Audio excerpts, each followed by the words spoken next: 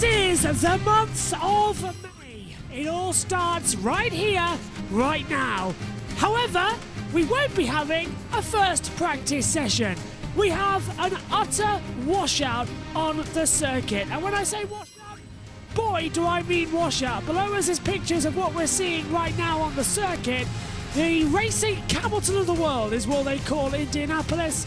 However, the wet weather has come and it has blown away the entirety of the session. So right now we have no first practice. There is the look at the fantastic water tower just outside. There is a look at the track. So look, raining, temperature at the moment 59 degrees Fahrenheit. Wind is -1 at the moment, so it's blowing in as well. Track temperature 67 Fahrenheit. Humidity at 79 as well. But we have got a utter wet track.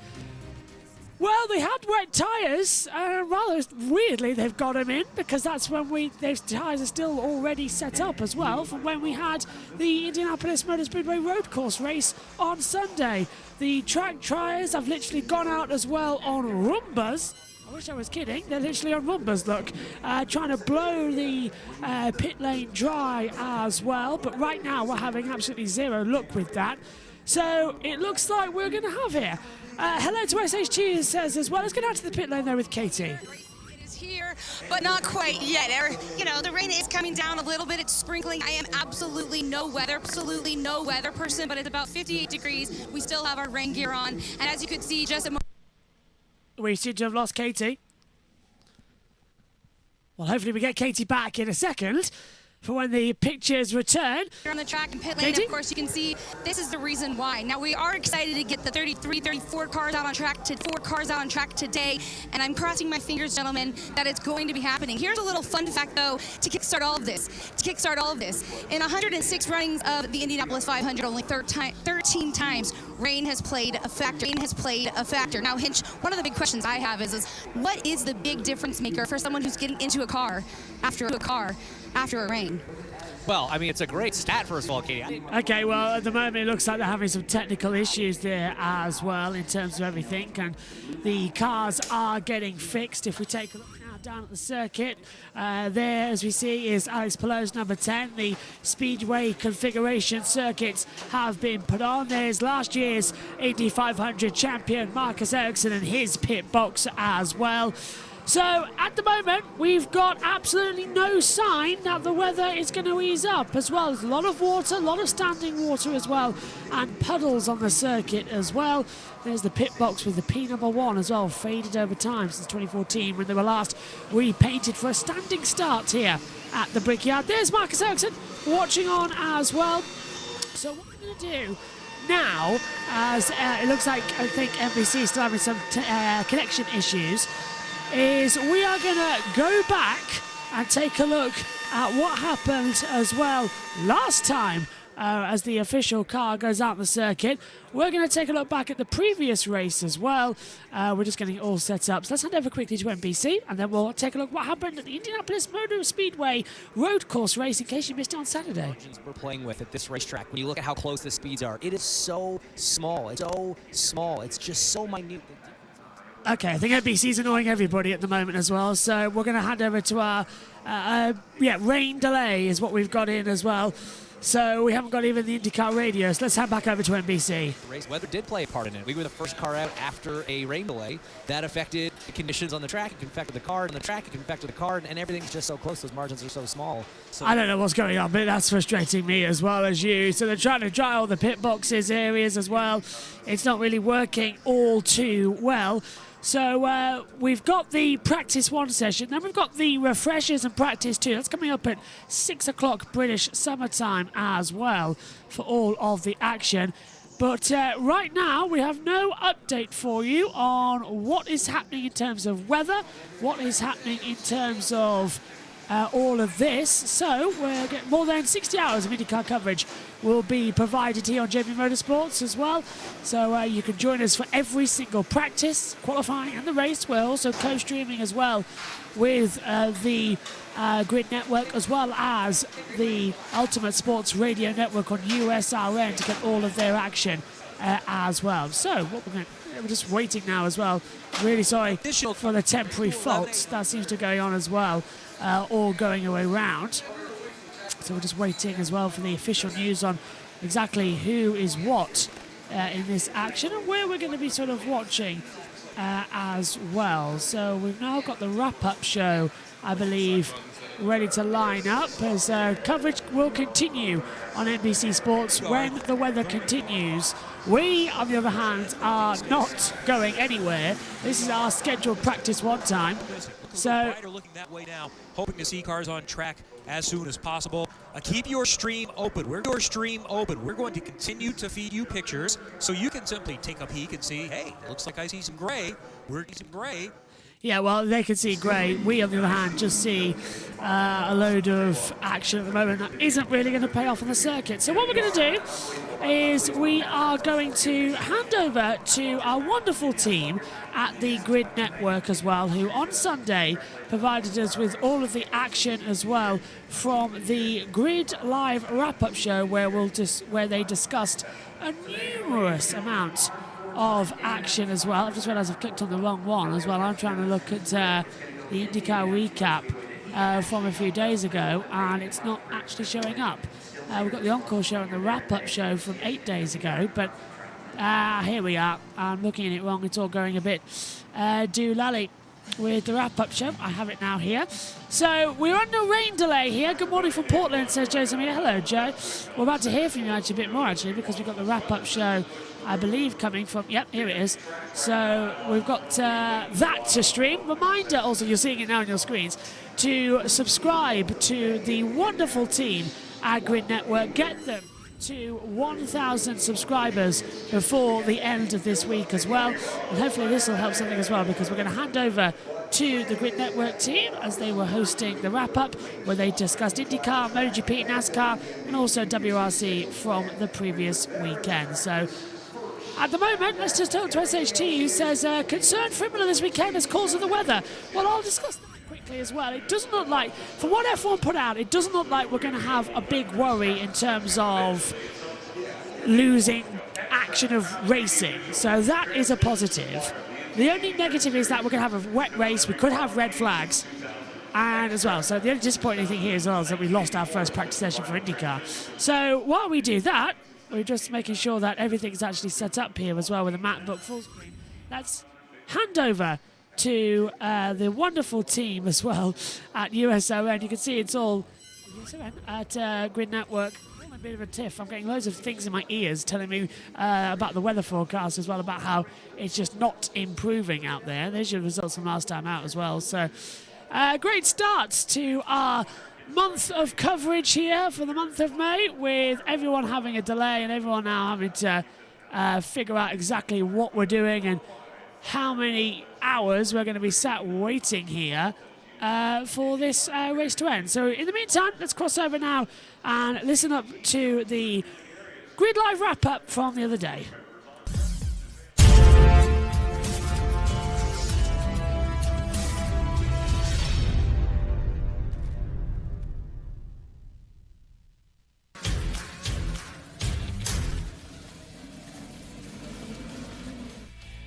Hello, everyone. Welcome to Grid Live Wrap-Up.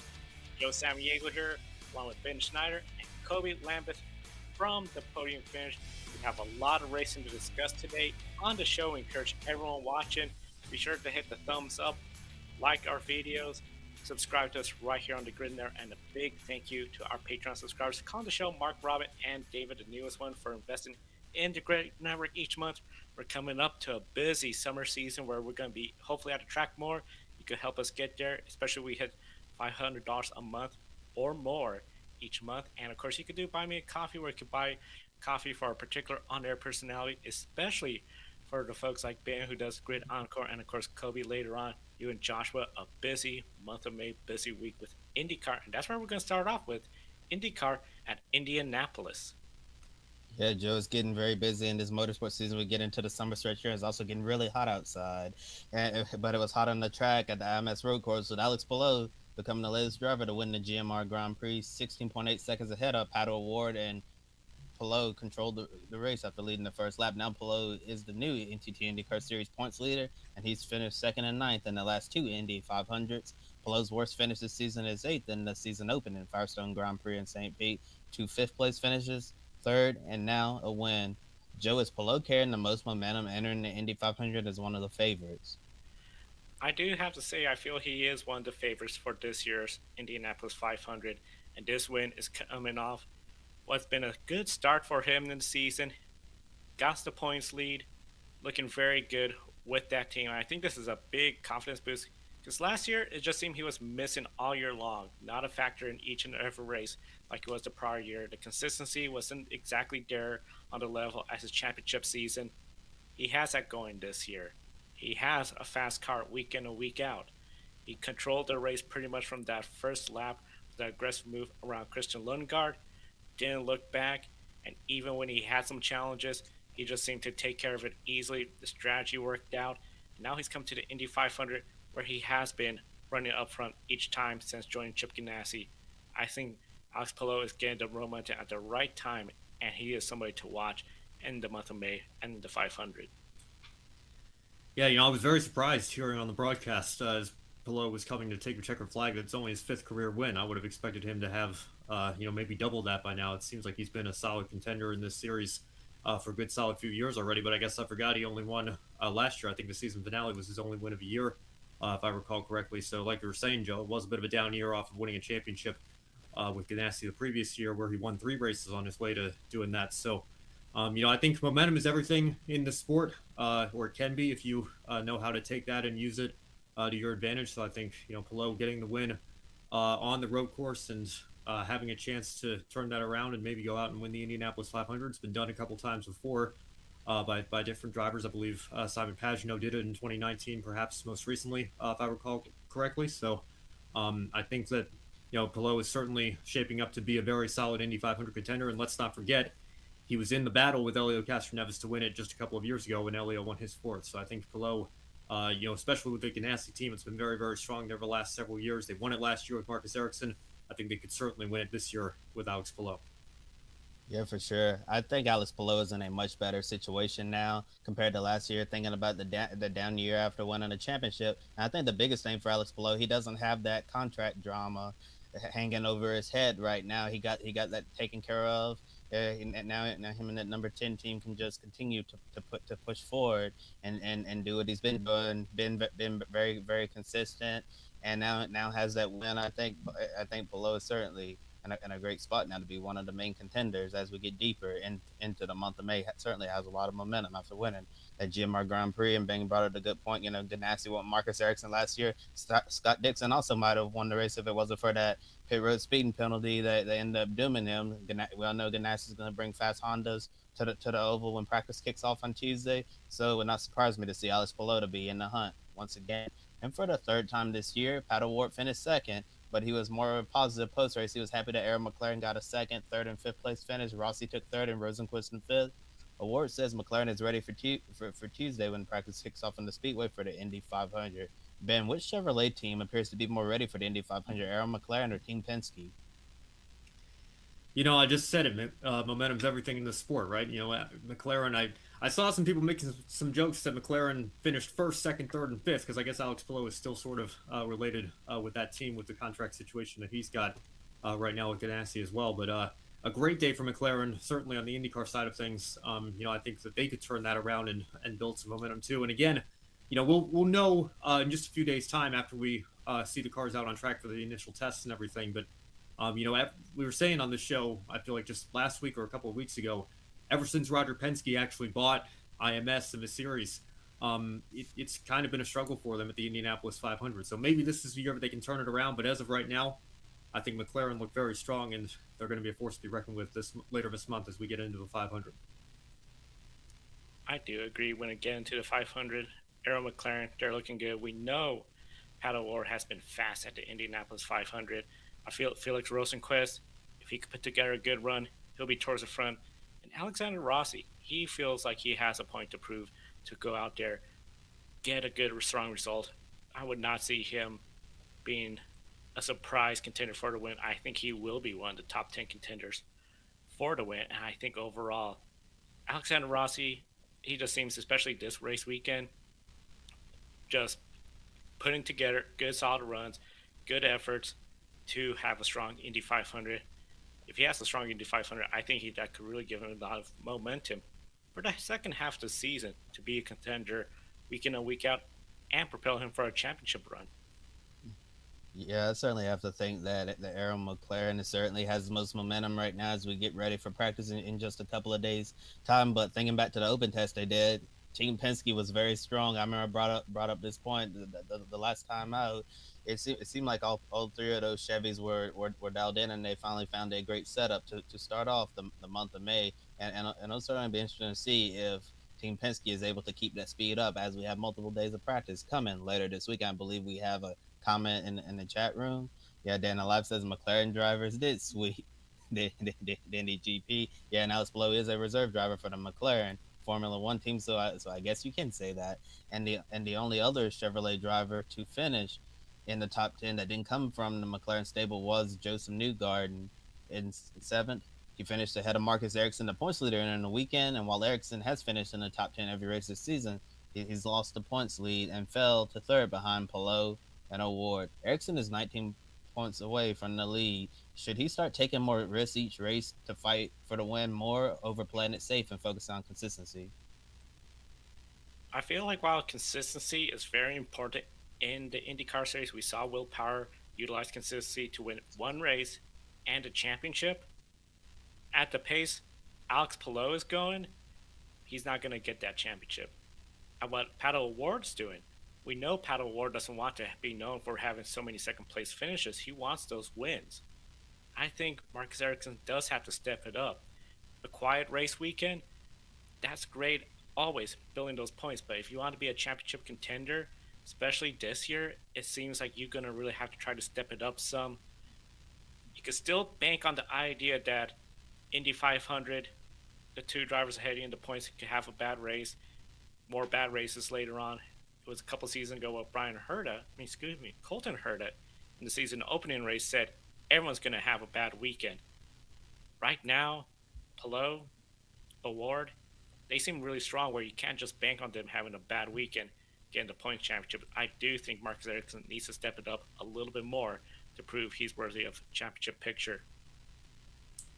Joe, I'm going to respectfully disagree, and I'm going to disagree based on the standings from last season. If you remember what happened with the two Penske drivers that finished 1-2 in the points, one of them won 5 races, the other only won 1 race. Which driver won the championship? I think that tells you everything you need to know about how key consistency is in the NTT IndyCar series. So while a win is great, and I'm sure Marcus would love to go out and win as many races as he can, being only 19 points back, roughly a third of the way into the season with 2/3 of the races to go. You see 5 of 17 there. He's only 19 points back. I don't think this is quite the time to take those unnecessary risks just yet here. Now, if he's only 19 points back, or if he is 19 points back heading into the final race, then absolutely you go for broke there and try to do everything you can to get the win. But at this point of the season, I think you can bank on that consistency a little bit. You got to get a win at some point here or there, I would think, if you're going to be a true championship contender. But Will Power just proved it last year, winning only 1 race, Joseph Newgarden's 5. I was getting nervous for a second. I thought IndyCar might say we need a playoff system like NASCAR did after Matt Kenseth won in 2003. But I guess they didn't decide to go down that road just yet. We'll see if we get another 1-win champion this year. But for Marcus Ericsson at this point in the season, I don't think that he needs to go all in on risks or win or bust just yet. I think that he's in a very good position. We'll see what happens after the 500. Then we get into the heart of the season. We'll go from there. Yeah, for sure, Ben. And yesterday on Grid Live pre-race, you all wondered if Ray Hall, Letterman, Lanigan Racing could win. Joe said one car finish on the podium will be a win for the team. Unfortunately, that didn't happen. Christian Lundgaard lost the final podium position. Alexander Rossi, Lundgaard ended up finishing fourth, but he called that fourth place finish a win for the team. Graham Rahal had a flat tire in the first lap, but managed to get a top 10 using strategy. His second top 10 finish of the year. Jack Harvey ended up 20th place after a promising start. The third time he's been 20th or worse this year. Ben, do you believe Christian Lundgaard is at the level to be a serious contender each week? And has he solidified his role as the RLL team leader? Well, real quick, I just want to circle back. I forgot Marcus Ericsson won the season opening race at St. Pete. So he already does have that win under his belt, but I'm sure he would like to get at least 1 or 2 more as the season goes on. But we'll leave that be for now. Let's talk about Christian Lundgaard. I think, yes, he's certainly getting there. Now, in terms of being the leader at Rahal, Letterman, Lanigan, I think the de facto leader is going to be Graham Rahal by default here until he retires or at least changes teams or whatever his future situation holds. I know he's certainly closer to the end of his career than the beginning at this point, but Christian Lundgaard, has proven that he's on his best day, certainly capable of getting up there and mixing it up and potentially being a threat for the win, especially on the IMS road course, I suppose, thinking back to one of his runs there last year. So I think he's certainly taking that step in that direction. But, in terms of winning a championship or anything like that, I think there's still some steps to go before we put him in that category. They're making a step in the right direction overall. Rahal, Letterman, Lanigan racing. Graham Rahal, I think I have to agree with you, Ben, will always be seen as sort of the team leader. But Christian Lundgaard is really putting together some good, strong performances, trying to be up there towards the front. He said it felt like a win. I guess you could say that because considering where that team was, how he did battle really hard against some of the other drivers to try to stay in that podium position. It didn't work out. He said they had faster cars, but he still said it felt like a win. My book is like, hey, you feel like that's a big step forward. That is great for you. That's great for the team. Build that up, and especially when the next run is the Indianapolis 500, the biggest race. I don't know. I guess I would just wonder, do we think we could see Rahal, Letterman, and Lanigan be competitive for the Indy 500? Well, in regards to them being competitive for the Indy 500, I definitely say we stand a greater chance to see them racing a lot better than they qualify. Typically, when it comes to qualifying for the Indy 500, we see the RLL cars towards the back of the running order. And in regards to Christian Lundgaard, I think it's been hit or miss with this Rahal, Letterman, Lanigan team. Like one week they'll show up, the cars look really fast, and then the other week, they'll be completely lost. And so far this season, they've mostly looked lost at places, completely missing the setup. And Christian Lundgaard, he had quite a struggle last year during the month of May. It doesn't seem like the oval racing has really clicked with him compared to the road and street courses that he's been used to throughout his career. And it'll certainly be interesting to see how Christian is going to do moving forward as we get deeper into the season. And now the focus is going to be shifting to the first practice session on Tuesday for the Indy 500. And here's a reminder that we're having special coverage of Indy 500 practice all week long, Tuesday through Friday, with a special edition of Grit Tonight. Don't miss our Indy 500 pre-race show Sunday morning on May 28th after the Monaco Grand Prix, right here on Grit Network's YouTube channel. And I believe we have a question in the chat room. We do. It's from Day in the Life. How long will Graham Rahal race if, and then he says, doesn't win? I'm guessing referring to, what's mentioned earlier. Winning 500, I guess. Yeah, I don't know. I mean, Rahal's 34 years old, so I think in theory he could race another 10 years if he wanted to. But, I don't know if he wants to follow in his father's footsteps on the ownership side of things, or maybe take a step back like Marco Andretti did and become an Indy 500 only driver.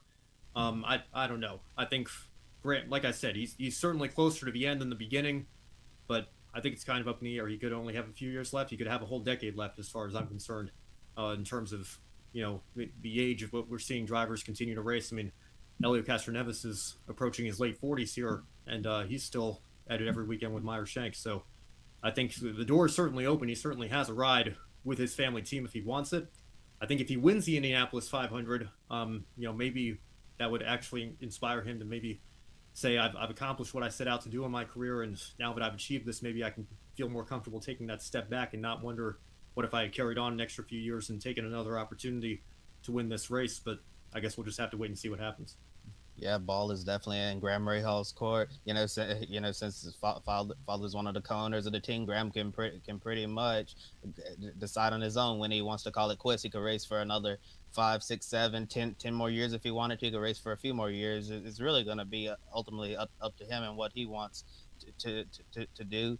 And I think Graham Rahal certainly has some good moments in his career. Probably not as good moments as he would really like, but definitely the Indy 500. If he's able to win that at some point, whether it's later this month or in years ahead, that would definitely be the cherry on top of his IndyCar racing career, and certainly Ben. I have a feeling in some cases with certain drivers, if they check that one off their list, they were like, "Yep, I've already got the big one. There's no need to continue, so I'm just going to focus more on the ownership side of things." So Joe, unless you had anything to add to this discussion, I was going to throw it over to Ben for MotoGP's French Grand Prix, the 1000 MotoGP Grand Prix event.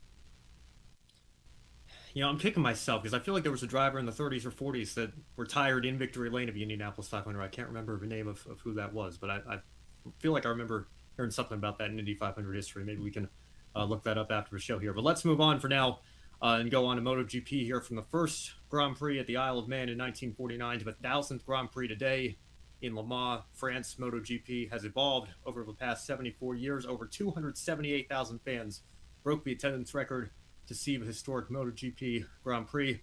This record book will show another Ducati podium sweep, but Joe, this race certainly was not a snooze fest.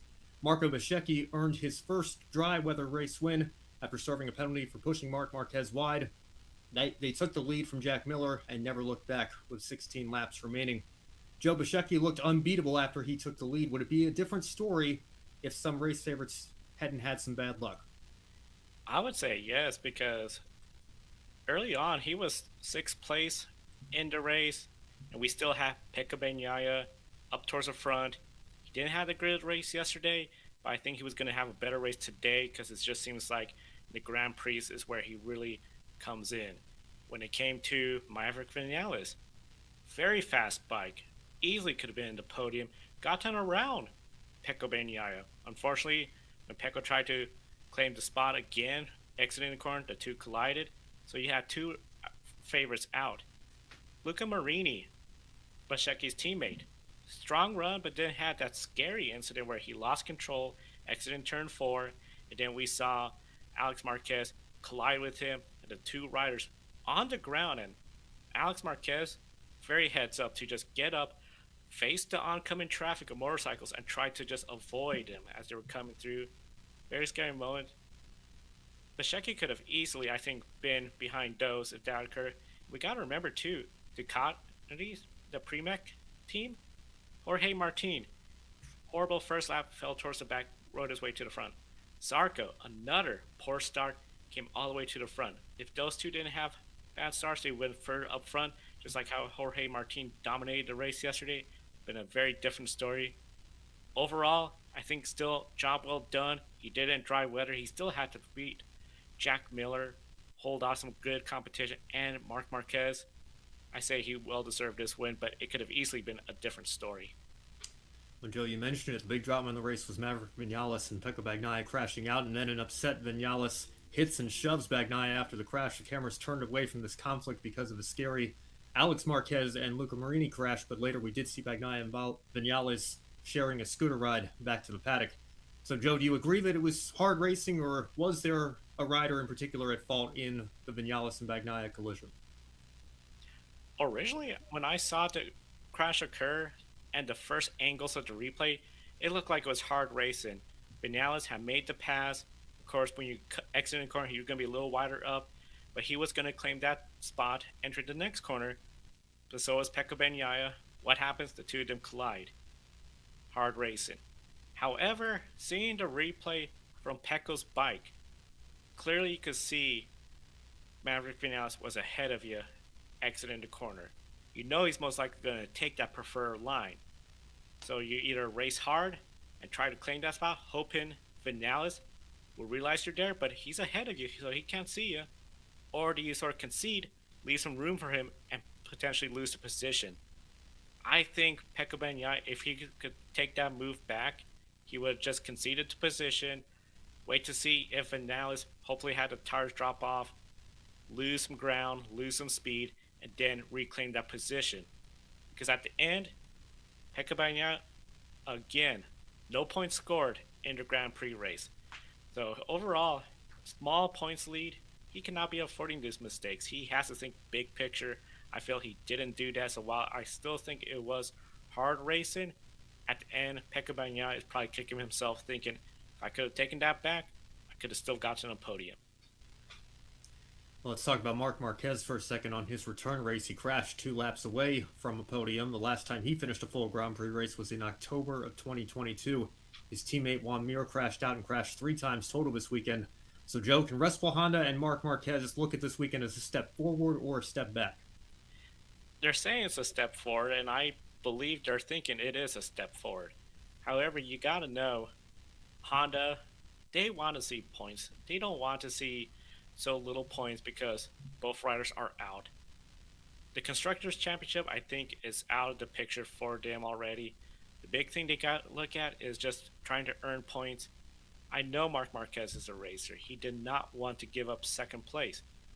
Potentially, if he had given up second place to Jorge Martin, Zarco could have easily caught him, but that's 4th place still. Is it a podium? No. Is it the win? Of course not. Will he be exactly happy? Not really. But the team will say, hey, we got a result that we're happy about. We got some valuable points. Let's start rebuilding the season since it's been a disaster of a start. I mean, really only Enea Bastianini, I feel, has had a worse start this year in MotoGP. So this was a missed opportunity for them. I think it won't be long until we start hearing rumblings because we know Joshua has been talking about the rumors going on behind the scenes with Repsol Honda, Marc Marquez. So Marc Marquez, next few rounds, try to get those points. I think that'll be one of the priorities Repsol Honda will want. It's just a matter of making sure your rider, Marc Marquez, gets the job done. And let's take a look at the point standings after today's race. 4 riders are within striking distance of the points lead for the next race weekend. Bagnaia leads by 1 point. Biszecki has 3 podium finishes and 1 DNF in the Grand Prix races this year. Brad Binder is 13 points behind and has been strong in the sprint races. Jorge Martin is 14 behind Pecco Bagnaia. Compared to last year, Fabio Quartararo had a big lead after 5 races, and many had written Bagnaia off. Now it seems it's much closer this year at this point of the season, with the first year of sprints being at every race weekend. So, Joe, are you surprised by how the sprint races have impacted the championship standings? I am surprised, considering we have so many sprint races. I was thinking we're going to see a lot more riders go out there, sweep the weekend, especially Pecco Bagnaia. He has to be the favorite entering the season. That hasn't been the case. The strategy we're seeing of Brad Binder just going all out in the sprint races, that's what's really keeping him in this championship battle, because in the Grand Prix, he has not had that good of a finishes. But if he was to have a good finish, a podium finish in fact today, he could have easily been the points leader. Granted, if Marco Biszecki didn't finish ahead of him, and we know Pecco Bagnaia crashed out. So yes, the sprint races, especially the big points table where the top 8 are scoring points, and still a lot of points. We're not talking about single digit small points. We're not talking about fewer races like F1. It's each and every race. It's going to be really interesting to see if the strategy continues to evolve, where riders are going to put more emphasis on the sprint races and then just try to get enough points, where it seems like what Joshua said yesterday, Pecco Bagnaia, damage control in the sprint, go out into full Grand Prix races. But as we're seeing, that's not working out that great either this year. Well, we'll certainly keep our eye on the standings and how the sprint races are impacting that as the season goes on. Still a lot of racing left in MotoGP and all the series we cover here at Grid Network. Now, Joe, I'll turn it over to you for an update on WRC. WRC update. We first got in a video from Joshua Holberg about, Joshua Birch about MotoGP. Hello everybody, and first let me apologise for not being on the show tonight, but it is very late here in the UK, but I've recorded this. I've just finished the NASCAR race as well on USRN, so I apologise for the headphone here. Wearing a headset like this for 4 hours does make it quite hard as well to keep some sort of life in your hair. Okay, so we've already heard from the guys as well, or are going to hear from the guys, not when they're going to put this on the programme, about the great races we've had here this weekend. Just want to talk briefly as well my thoughts on MotoGP. First of all, let's start with the big one as well.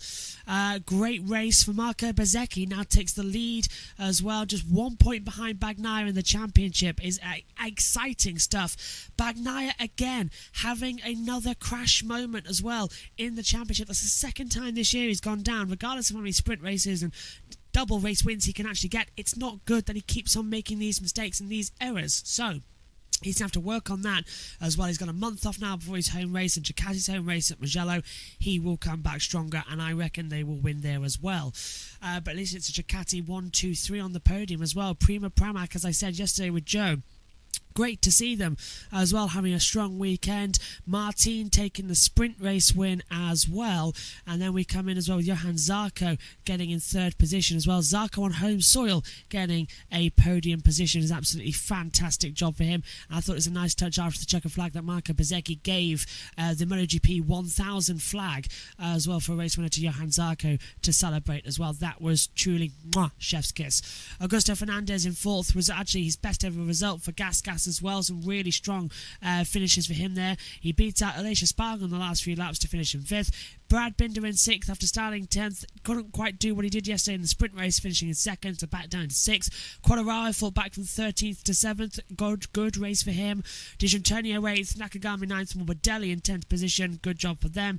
Petrucci, I think, a star. A wild card racer. Infranea Baschini still injured. He finished in 11th. Lorenzo Salvador 12th. Jonas Folger 13th. So Folger getting his first point since his horrific illness as well that put him out of racing in 2017. His first points back in MotoGP. Out of the race though, Marc Marquez throwing it down with 2 to go at the Calex bike, also getting destroyed for the second time this weekend. They have not got that many parts to keep rebuilding it, so Mark is going to be a very chastised person in the next few days.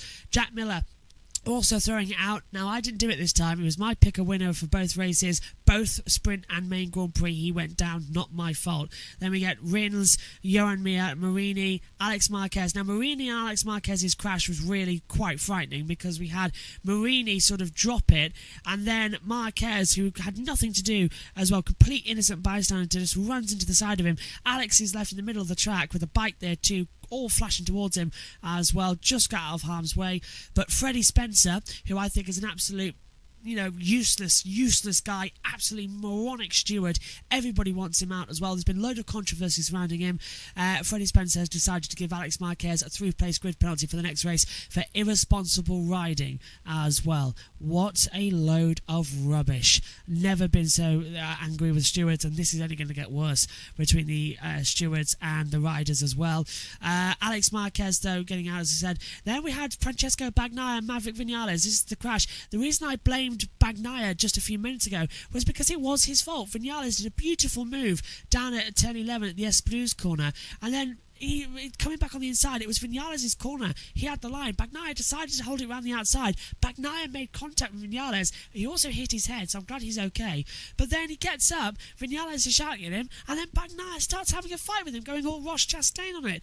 Completely ridiculous there, but I'm very glad to say that they did make up. It was the heat of the moment. They rode back together in the paddock. They were perfectly okay, and even Bagnaia wanted Vinales in with the stewards as well to make sure everything was okay.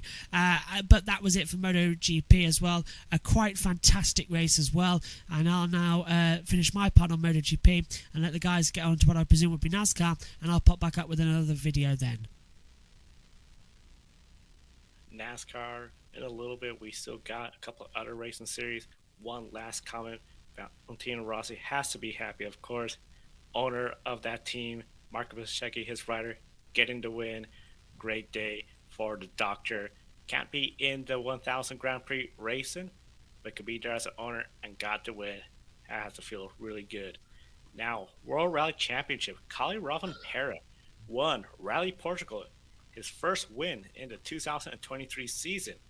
Danny Sora Escapacolapi rounded off the podium. So for Hyundai, second and third place, not too bad. Keeping the pressure on Toyota, especially when it comes to the constructors, but still Toyota has a sizable lead there because of Sebastian Ogier's wins this year.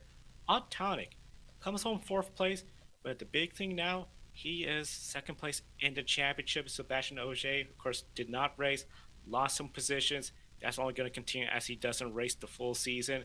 But Autonic, he's the only driver that could still get within the points lead in a single race weekend. Everybody else, quite a ways back. But I feel overall, when it comes to Autonic and that Ford M Sport team, they really have to step it up because it seems like Cali Rovanpera, especially when we don't have Sebastian Ogier, could run away with this. Gonna be really interesting to see. Next up on one series, we haven't really seen so much of a runaway. IMSA. That's right, Joe. The 2-hour and 40-minute IMSA sprint race at WeatherTech Raceway Laguna Seca was hot and slick with high tire wear and multiple full-course cautions. After winning at Long Beach last time out, Porsche Penske Motorsports seemed to have the potential to sweep both races in California, but the start wasn't great as both Porsches locked up and lost a few positions. The pole-winning number 7 Porsche 963 had a miserable race, starting with Matt Campbell receiving a penalty for avoidable contact after knocking the number 94 Andretti Autosport Aston Martin of Jared Andretti off the track into the tires at pit entrance. Then Campbell's co-driver Felipe Nasser damaged the car after he made a mistake and hit a wall off track. In the end, it turned out to be a big day for Cadillac, with Chip Ganassi Racing's number 01 Cadillac V-Series R taking the win, a much-needed win for the 01 Ringer van der Zande and Sebastian Bourdais. After a lot of misfortune lately, they were dominant at Sebring until a mechanical failure put them out of contention. Bourdais crashed out at the very start of the race at Long Beach, and another crash for Bourdais in the first practice session this weekend that saw the car suffer damage. Kobe, were you surprised how chaotic this race was, and can this win be the first step in helping Ganassi put the bad luck behind them?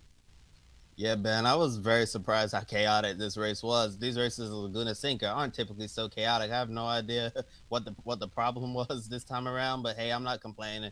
The race at Laguna Seca was definitely quite a show, especially watching those GTP cars slicing and dicing through GTD traffic. And yeah, it was like the caution breed cautions type of event. Yeah, during like the first hour, we had a few full course cautions, and it seemed like at one point we were going to be riding behind the safety car more than we were actually racing around the track. But as we got deeper into the race, it finally settled into a rhythm. Saw a lot of great action, and Ganassi came on top. I think that this is definitely a great first step for Chip Ganassi Racing and the entire 01 team to put all the bad luck behind them. And Ben, you mentioned all of the things that have gone wrong with this 01. You know, Sebring, it looked like that race was going to be theirs until it wasn't. That had an unfortunate mechanical issue, caused Bourdais to crash out at the very start of Long Beach, so they really didn't even get to race at Long Beach. And then coming off all that, crashing out in the first practice session, it seemed like the bad luck was never going to end. And want to throw in one more event, this same car, the 01, it was renumbered as the number 3 in the FI World Endurance Championship. You know, we talked about it here on the air. Ringer van der Zande had a scary crash at Rodion over in the 6-hour race at Spa. You know, and it totally destroyed their Le Mans chassis. So this specific team has been through a lot this season, and to get this win, it certainly has to feel sweet. And maybe we can see them try to build something moving forward in the IMSA WeatherTech Sports Car Championship, and also they can build some momentum heading into the 24 Hours of Le Mans as well next month. And taking a look at the other class winners in LMP2, it was the number 11 TDS Racing team with Mikael Jensen and Stephen Thomas. In GTD Pro, number 79 WeatherTech Racing Mercedes with Jules Ganone and Danny Hungadea. And in GTD, the number 91 Kelly Moss Riley Porsche with Kay Van Berlo and Alan Metney. Now the IMSA WeatherTech Sports Car Championship will be out of action for a little while due to next month's 24 Hours of Le Mans, as Kobe mentioned. IMSA will return from the Le Mans break on June 25th with all 5 classes for the Salen's 6 Hours of the Glen. Now, Kobe, I'll hand it back over to you for more endurance racing talk with the Grid EPI update. Today's IMSA race at Laguna Seca was scored in the Grid Endurance Performance Index. And here are the top 10 entering the weekend. We'll likely see some changes. Matt White's going to join us on Grid tonight on our regular night Wednesday for the updated EPI standings. And as I said, Wednesday, because Grid Tonight will be on the air Tuesday through Friday all week long. We'll recap each day of IndyCar practice for the 107th running of the Indianapolis 500. Be sure to subscribe and hit the bell icon so you don't miss any of our coverage this week. It's a big week for Grid Network. Big week for Grid Network. Big month of May for everyone, it seems. We have, of course, the Indianapolis 500 IndyCar, their big month of May. Ben, we're going to start talking some NASCAR, and we've been talking about the month of May. They're in the Carolinas. Started with South Carolina today for the Goodyear 400 at Darlington Raceway.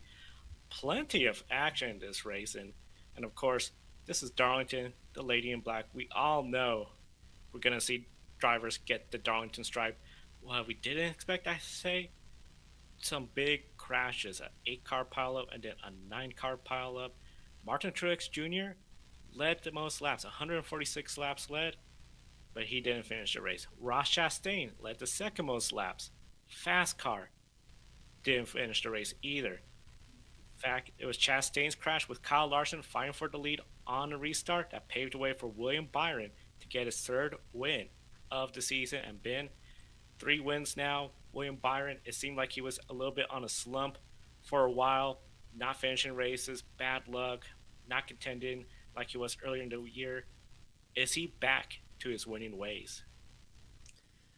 Well, I think, there was certainly that stretch right after his back-to-back wins at Las Vegas and Phoenix where it seemed like things weren't going his way, but he did just come off leading the most laps in a Stage 1 win at Dover and pole last weekend at Kansas as well, and top 5 finishes in both of those races. So it's not like Byron, I think, has been, nowhere and not contending for wins the last couple of weekends. I think this has been building over the last several races now and finally culminates in a victory in this race that he arguably should have won last year if he hadn't been moved out of the way by Joey Logano with just a few laps remaining. So I think Byron is certainly somebody you have to look at as a championship contender at this point with 3 wins already on the year. A little bit up and down, as you mentioned, Joe, but I think if the team can get the consistency figured out, they certainly have the speed and they certainly have the horsepower to go out and compete for a championship. So I would say not only is Byron back to his winning ways, I think he's been capable of being in his winning ways all year. It's just a matter of finishing the races and putting these strong runs together and getting the consistency up. That's going to really benefit him as he continues his championship fight. The consistency, he needs to have that there for the championship. I agree with you with that. It's going to be really interesting to see how that all works out. Comment in the chat from Adam. Love the throwback weekend at Darlington. Needs to stay there. It's a lot of fun. I know we talked a little bit about it with Josh. Been throwback weekend. I know it's been a few years, and it looks weird still with the numbers up front compared to traditional. Yeah, and it's getting so repetitive. I feel like we've seen the same number of schemes at this point. Maybe we put it to bed for a few years, or maybe we move it to North Wilkesboro or something. Which I know we're going to see some throwback schemes out there anyway. But I mean I feel bad for Kevin Harvick. The Harvick throwback that he had. I mean, that was the worst Harvick throwback of the weekend. If you look at all the Harvick throwbacks in the Xfinity Series this weekend, they were all great. And Kevin's was just I don't know what they were going with there. You can't match the color scheme if you can only match the design. And the numbers are moved forward. I'm just I don't know. I think I'm you're just getting a little burnout with the throwbacks here. But I will say this: Kyle Busch throwing it back to his first ever career win with RCR. I think that was a throwback of the year right there. I think they went all in.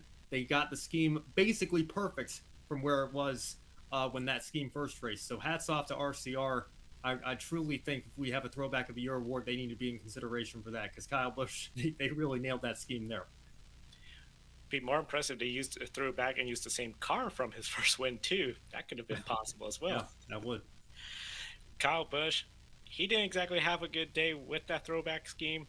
We'll see if he'll come back again because there was some big crashes. He was caught up in one of them. Unfortunately, if we're talking about crashes, it seems we're talking about Ross Chastain.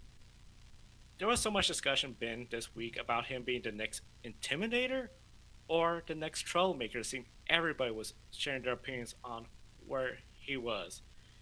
The third to last restart, Chastain gets to the line first because Kyle Larson didn't have pretty much went to the line, the second line in the restart zone. That's when the flagman started.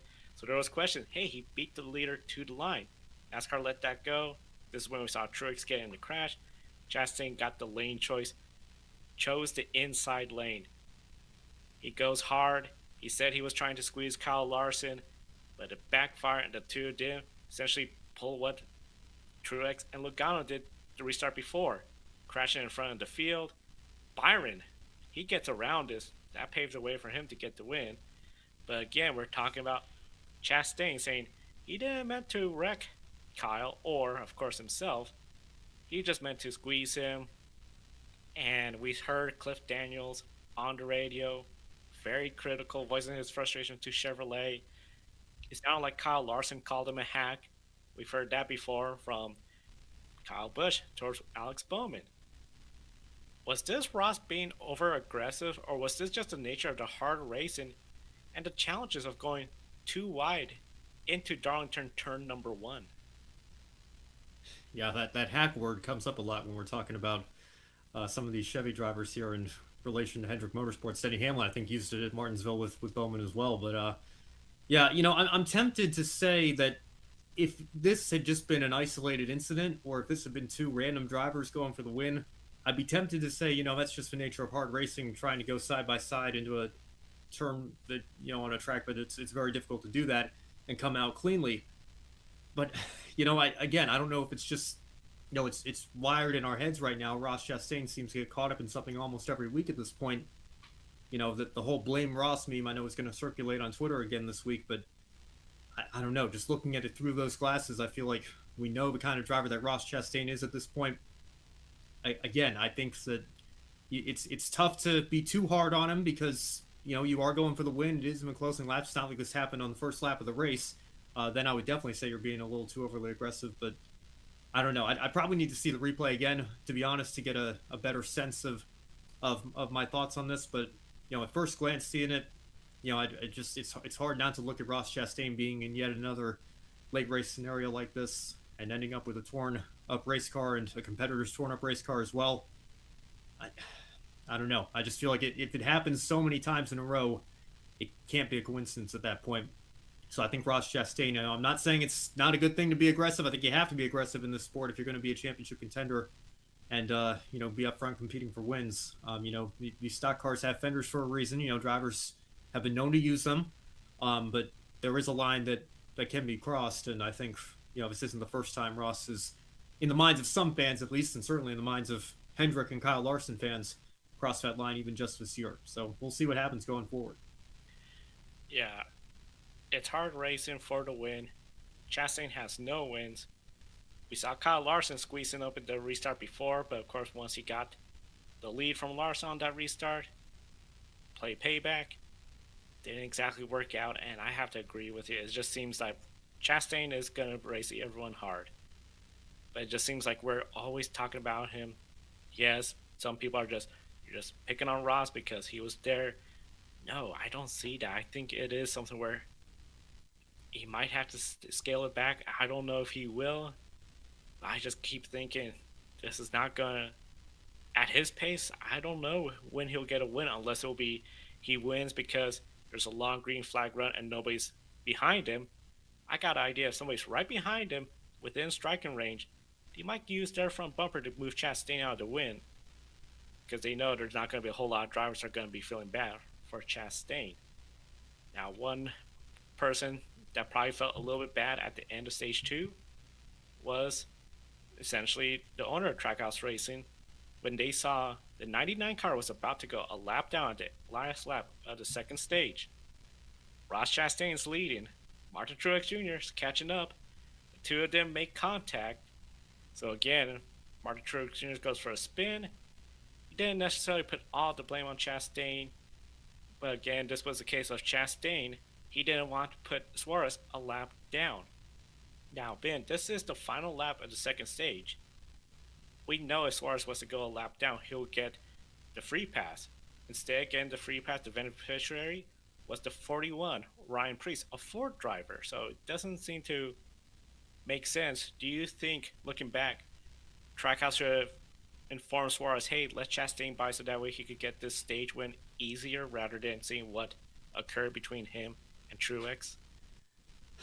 Joe, I can certainly get what you're saying here, and I think, on paper, again, that's something that does make sense, but me, I'm definitely not a fan of team orders in racing, certainly for stage wins, nonetheless, although I guess Suarez would have been, they're coming to the end of a stage, not the end of the race, let's just put it at that.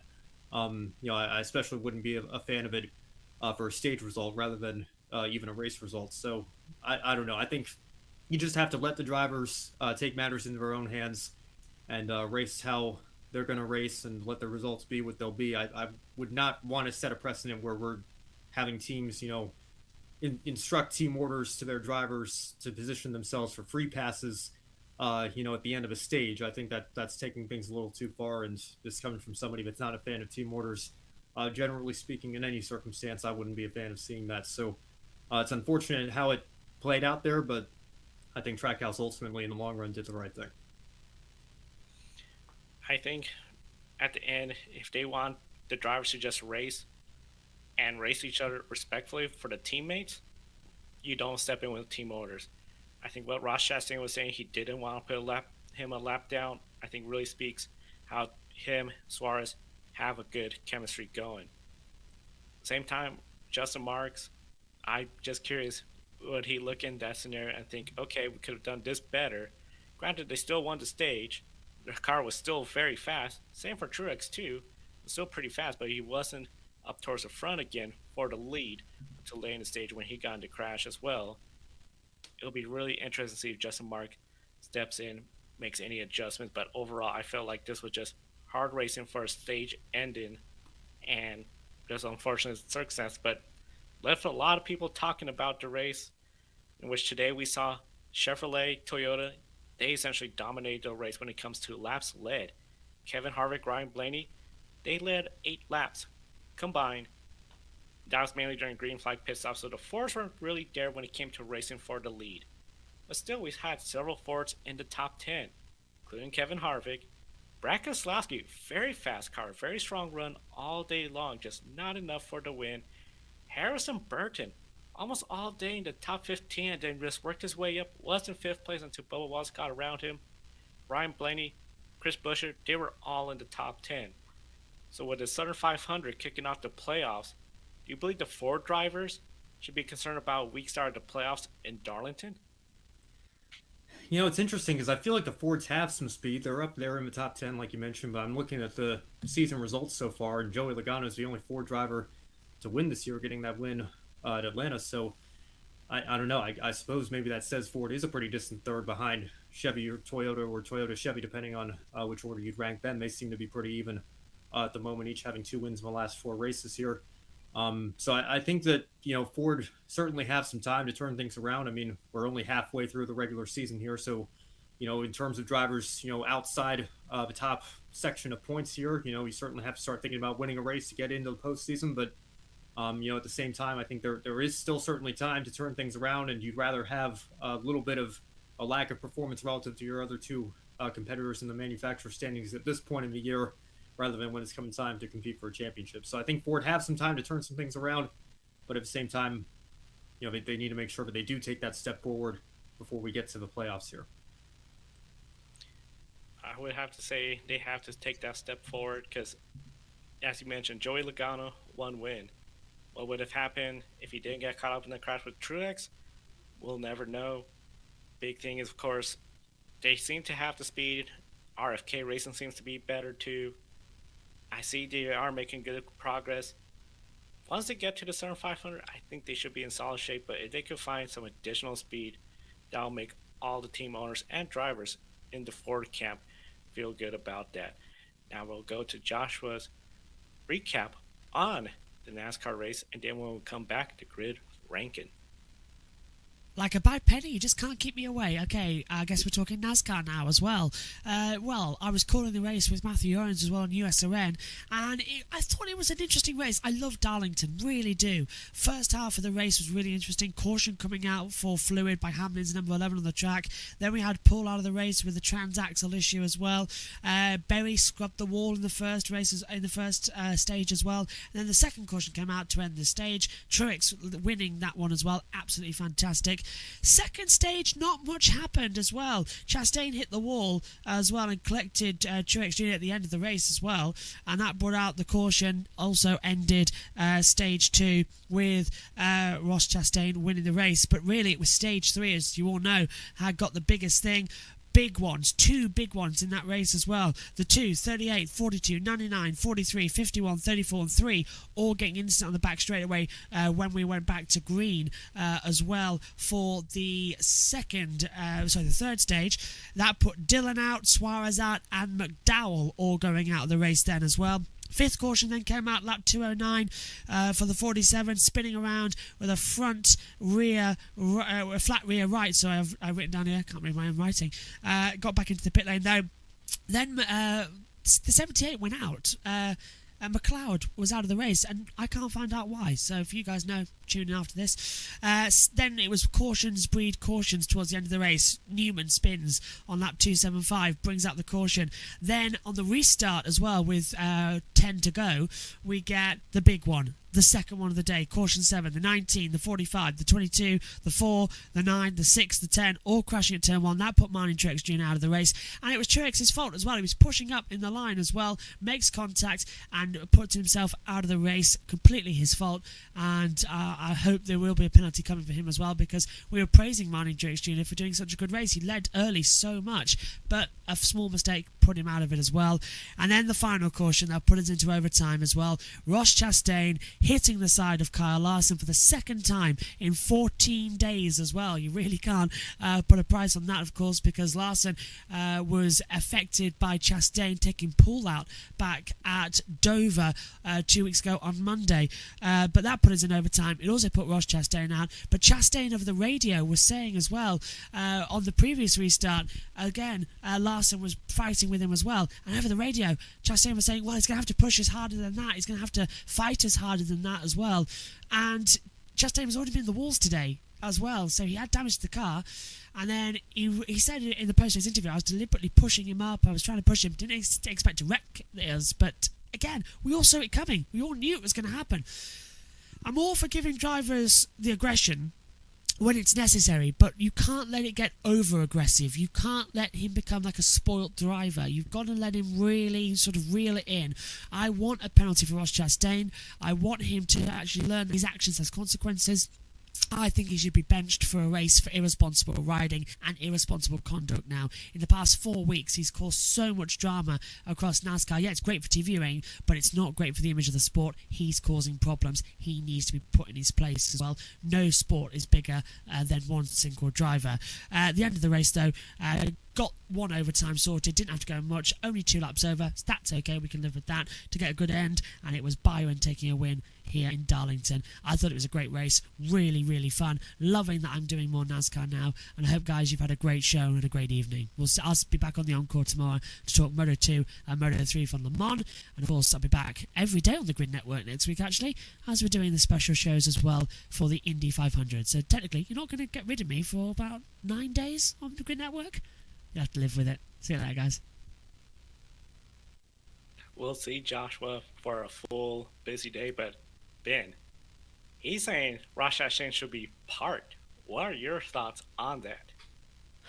Well, that's a bold take. I can understand where Josh is coming from, because Josh is in the UK, and the European series are typically a lot more strict when it comes to avoidable contact than NASCAR is. I don't expect anything that severe to be coming Ross Chastain's way in the immediate future, but from Josh's perspective, I could honestly maybe start to see where he's thinking the wheels are turning in his head, that's where he's going. I like I said, don't think that he's going to go that NASCAR would go that far at this point. Certainly a bold take on Josh's part. I'm interested to hear what you had to say about it, Joe. But I guess that tells you what Josh thinks about how the aggression's gotten out of hand with Ross Chastain here. I mean, this, like I said, if this were an isolated incident, I don't think we're having this conversation. But once it continues to boil over as much as it has, and we start talking about this every week, like it feels like we have this season, maybe it's time to have maybe not a parked or benching conversation or a race suspension conversation, but certainly a conversation about what NASCAR needs to do to maybe start reeling this in a little bit. I would say in the past, we would have seen NASCAR sort of have that conversation with a driver that, hey, you and another driver, like for example, Bodine, Earnhardt back then, you two are racing each other too hard. Guys got to settle it down, take care of your business. In the past, we would have seen veteran drivers, I seem to be talking about this lately because of Ross Chastain, when Ernie Irvan was brand new in the Morgan McClure Chevrolet, spinning people, getting in trouble. Finally, it seemed to be when Mr. Petty, Dale Earnhardt, he went into the garage, I got a race bet, I'm sorry guys. It seemed that was always in place. But now in this era of NASCAR, that doesn't seem to be in place. I feel NASCAR, they're sort of a lot more hands off, compared to where they were in the past. The drivers, I mean, they're all racing each other hard. Ross Chastain didn't do anything too egregious. He did the same thing essentially Truex did. If there was any other driver besides Ross Chastain, I don't think we'll be talking about. We'll be talking about how they ruined their good day, they ruined Kyle Larson's day, but wouldn't be talking about driver being over aggressive, because this was essentially coming down to us a win, and we know the clean air really matters. Overall, I don't see NASCAR going to be parking Ross Chastain anytime soon. If anything, what we're going to be seeing, just like the last week, everyone's going to be talking about Chastain this week. It seems Chastain where it's the Hail Melon, the over-aggression, the wins, the fight now with Noah Gragson. People are talking about NASCAR. That's something NASCAR right now, I would say they're enjoying it. When will it cross the line? Will that be when Ross Chastain gets in another fight? Will it be when there's a major accident caused by Ross Chastain? Because right now we know everyone walked away, but we know there's still a lot of safety concerns with this car too, and it's just slowly building up to where I would hate to see somebody get hurt, but it's that when NASCAR is going to step in. I think this is really going to be interesting to see what happens. Well, I'm glad you brought all that up, Joe, because I think this is a very important factor to remember here, and I've seen a lot of people say this on social media as well. You can love Ross Chastain, you can hate Ross Chastain, you cannot deny his presence has been good for NASCAR publicity over the last several months in particular, going all the way back to what he did at Martinsville with the Hail Melon that was seen 100 million times on social media, literally 100 million impressions I think that thing got, to all the different times we've been talking about him. I mean, he's given us something to talk about at the very least, and it's left fans with plenty of conversations to have, and they're certainly divided on the issue. Again, I think it probably would be a bad look for NASCAR to park him tomorrow or later this week based on this one incident here, because I don't think this was nearly egregious enough to warrant that. I think if NASCAR were to go down that road, it would have to be something very blatant and very, a situation where you can't argue what Ross's intentions were. Ross could, try to shrug it off all he wanted. That would be what it would take. And then you can maybe point to all the previous incidents that he's had or been involved in or instigated, and maybe use that as rationale for giving him a 1 race or 2 race ban or whatever. So again, I think a pretty bold take to say the least from Josh there, although I can understand where he's coming from a European mindset, but at the same time, I think it wouldn't be necessarily a bad idea for NASCAR to maybe sit down and have a conversation about how we police this going forward. Now, one thing I just started thinking about, we heard Cliff Daniels bring up Chevrolet in the radio. If NASCAR doesn't have that conversation, could Chevrolet, the manufacturer, say, hey, we want you all on the table, we want to discuss, because we don't want a Chevrolet causing another Chevrolet to crash out, or worse, take each other out, and neither one win the race. If Byron didn't get around him, it could have been Harvick in a Ford or another Ford again that win. Do you think Chevrolet could maybe have a role? I'm sure Chevy's not going to be happy, and GM certainly aren't going to be happy with, 2 of their teams not working together and taking each other out. But, again, Joe, I'll go back to something that, after the Bubba Wallace, Kyle Larson incident last year at Vegas, I put together this compilation to try to prove to people that Kyle Petty's supposedly hot take about him needing to be suspended for the rest of the year wasn't all that hot at all, because it was consistent with what Kyle had said in previous instances of intentional wrecks over the years.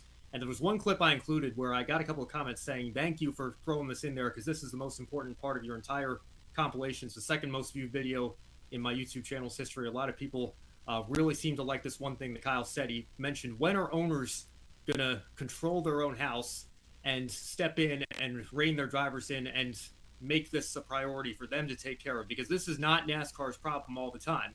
When you have situations like this, the owners need to be the ones that step in and say, we need to have a conversation with our driver because this has gone over the line, this has gotten out of hand. Now, it's up to Justin Marks ultimately and Trackhouse and that management team over there to decide what point does this need to get to before we have that conversation with Ross Chastain, because I think Ross Chastain and Justin Marks seem to have a very good working relationship. That team has been firing on all cylinders and has grown at a faster pace than I think any of us have expected. But at what point would Trackhouse go to Ross and say, maybe we should try dialing back the aggression a little bit, because this is how many race cars have we torn up, or how many times that we've been involved in a controversy like this. Maybe we should take a step back and try to avoid this in the future. So again, that's up to Trackhouse to decide, I think, just as much as it is NASCAR. When do we step in and have this conversation here? Trackhouse definitely has a role in it. It's going to be very interesting. And now we have North Wilkesboro, a short track, short track, short tempers, all-star race. It's going to be really interesting to see what And happens. it's an exhibition. There's no points on the line. So I think drivers are going to be more willing to take those risks. More willing to take those risks, and maybe more willing to, if Chastain's near them, sort of remind them, hey, I'm not a big fan of you. So it's going to be really interesting. And of course, we're going to be previewing that all weekend next weekend with Grid Live pre-race. And of course, the All-Star race is not part of the grid ranking since it's a non-points event. Only 2 points event next weekend for the grid ranking. So Kobe is here to discuss the grid ranking and the new grid ranking stand-ins. Yeah, we have some movement in the grid ranking top 10 for week 7. The top 3 positions remain unchanged, but since Sebastian Ogier didn't race this weekend's running part-time schedule, his score drop allowing Shane Van Gisbergen to advance. After victory in Portugal, Kali Rovan Perez in the top 10, and Brock Feeney fell all the way down to Marco Bezzecchi was also in the top 10 after his win, and Alex Palou. Pato O'Ward moves up 2 positions, and Marcus Ericsson falls out of the top 10. Looking at the entire grid ranking, William Byron went up from 21st to 11th with that win. Ericsson fell to 14th after a quiet weekend, and Scott McLaughlin is the lowest he has ever been in the grid ranking. And next weekend, we'll only have Formula One, the Emilia Romagna Grand Prix, and then the Repco Supercars Championship. I believe they'll be racing in Tasmania, Tassie, they like to call it, and those will be the only 2 series that will be scored. Joe, what will you be watching for in the Formula One and Supercars races regarding the grid ranking? Formula One, Max Verstappen controls everything when it comes to grid ranking. If he could get the win or a second place finish, he's going to be on the top of the grid ranking standings for another race weekend. Sergio Perez, he would love to stay in the top 10, of course. The big thing is he has to get a win, second place as well. Third place, I think he'll still be in there. But overall, Sergio Perez, his big focus, of course, try to run at max pace, stay up there, get a good finish. Over in the supercar side, I think you're going to see Brody Kostecki, Shane Van Gisbergen. Those are going to be the 2 fastest at Tasmania. Super sprints there is going to be quite a lot of racing.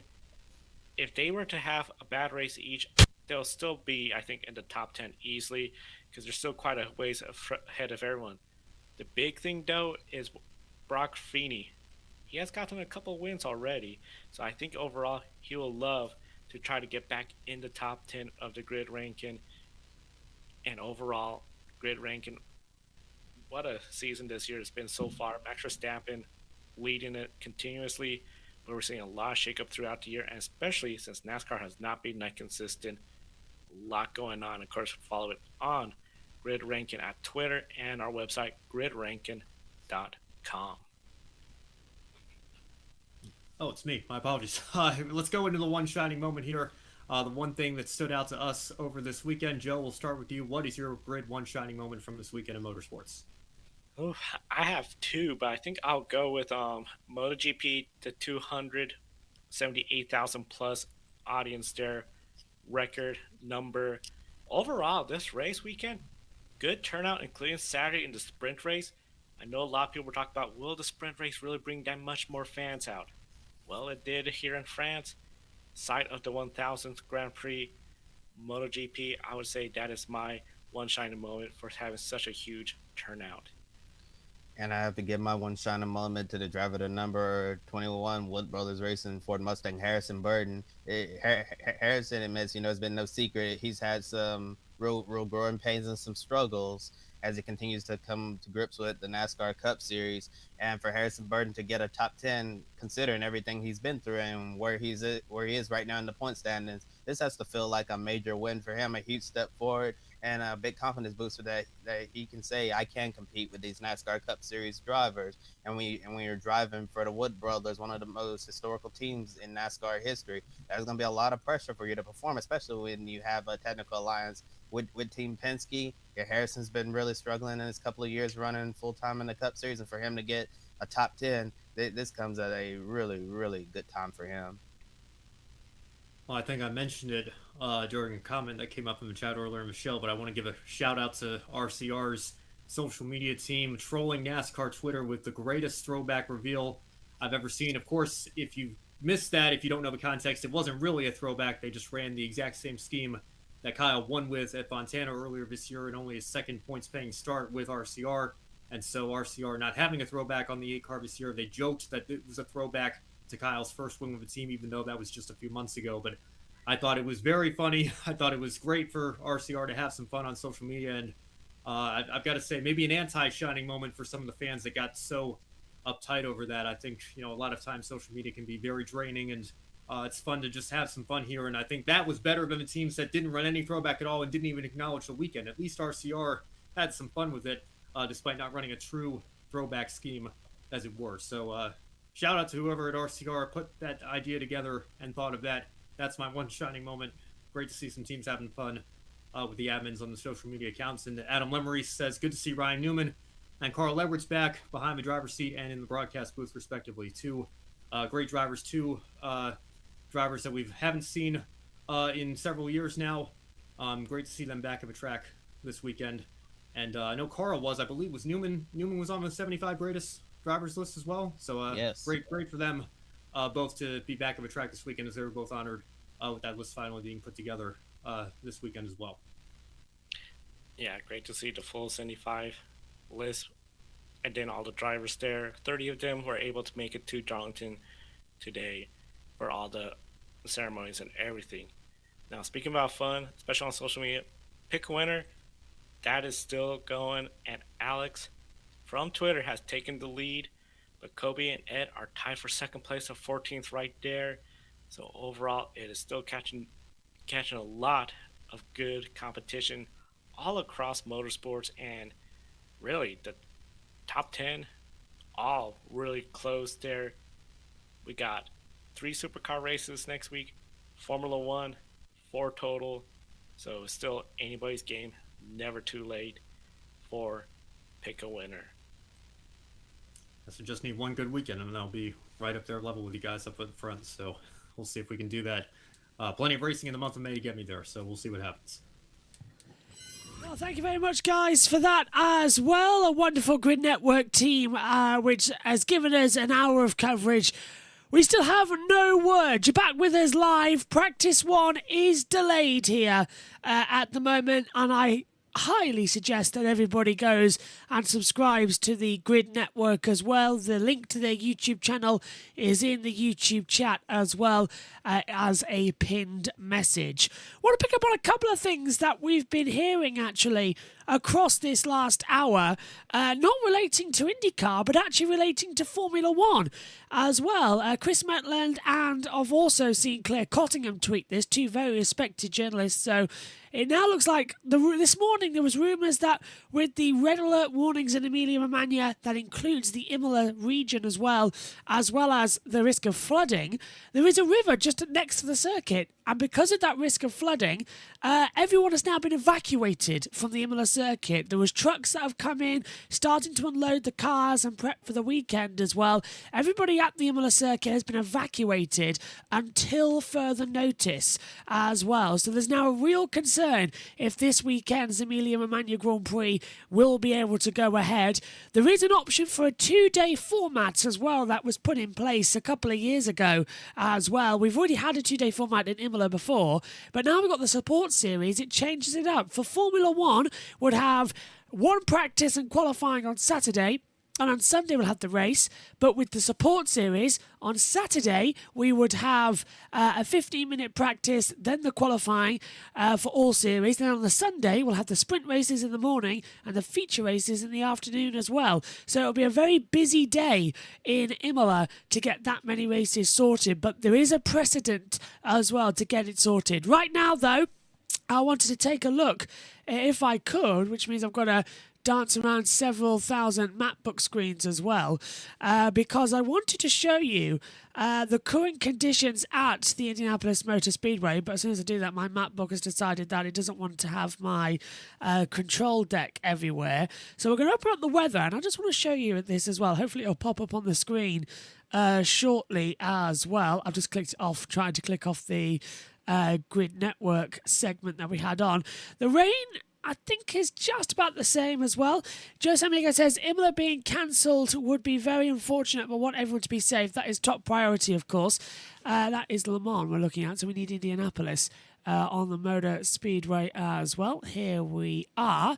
So let's take a look then at the weather for Indianapolis right now. This is the circuit, so it's drizzling at the moment as well, 15 degrees as well. Look at that, light rain forecast for the next hour.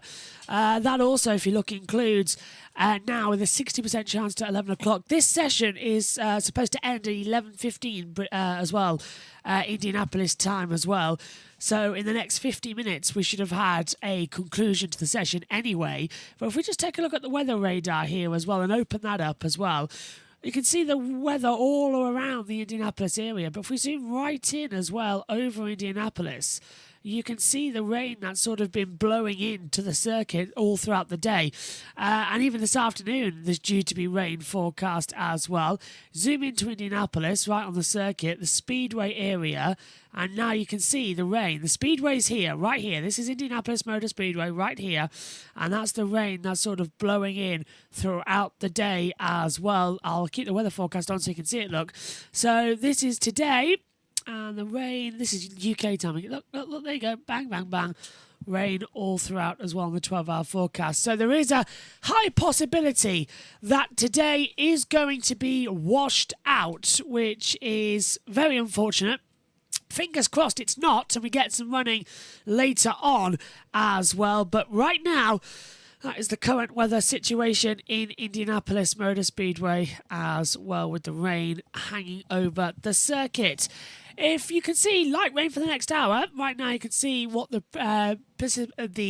percentages at the top of your screen with the light weather forecast. You can see it does decrease, but it's not looking all too well that this first session is going to get going. We're waiting for official confirmation within the next 20 minutes or so. As well, but we've got another solution as well for the next 20 minutes, believe it or not. The wonderful Grid Network team as well, because they have on-site access as well with the Grand Prix of Portland and several other really important races throughout there as well. It means that there is more they get access to and more people they get access to than we do as well. And Joe Samaniego as well. Encore, an encore showing of Grid Encore next? I thought that, but it had no IndyCar. So I've got something better, Joe. Your interview with a driver, Callum Ilott, as he sat down with Joe Samaniego a few months ago. To have Callum Ilott, driver to number 77, Lucas Hollinger Racing Chevrolet, with us today. Callum, thank you so much for your time. How are you doing today? Thank you for having me. Yeah, I'm good. I've just been training in the morning, so trying to get ready for Texas, the G-forces on the neck and that, but all good here. Now, this is your second season with the team. We were at Portland 2021 for your debut race. How has your experience been being part of a team growing their presence in IndyCar? Yeah, it's been interesting. Definitely from the start, I didn't really understand what I was getting myself into. Number one with the series and number two with the team. But you know, everything's a developing process, and it's been great to be a part of that and really from the ground up help build what is now, I would say, a competitive IndyCar team, which is Lucas Hollinger Racing. So yeah, it's been great. It's been great to work with Ricardo and Brad, the two owners of the team, and with the engineers as well. We've slowly, surely built up what we've had and improved it every step of the way, and I think even last year we thoroughly impressed a lot of people, a lot of teams with what we managed to do on some of the toughest race weekends. Now, over at St. Peter's this past weekend, you came from 22nd to 5th. You're 5th place in the points. Is this an indicator, as you mentioned, about the progress of the team and now your second appearance at St. Pete's? Yeah, it definitely. Well, I mean, I obviously I know more of the technicalities of it. I think from an overall perspective, yes, it's a good indicator of improving. I think on all the little things, especially over the winter, we've just got a much more solid baseline, which showed. Obviously St. Pete, I think the qualifying and the Friday Saturday was not strong. We realized a bit where we needed to improve. Obviously I think even the car was much better than last year, but we just missed it in some aspects, which is IndyCar in a way. But the race, yeah, just from my side, improving as a driver, taking my time and understanding a bit more how these races work and when to attack and when not to attack. So that was much better my side, and as a team I think we executed the strategy very well. We executed the pit stops very well, and we had a solid race car. So it was impressive, I think, both from a driving point of view and a team point of view, and definitely a good start and hopefully a good show of momentum that we can carry forward in these next couple of races.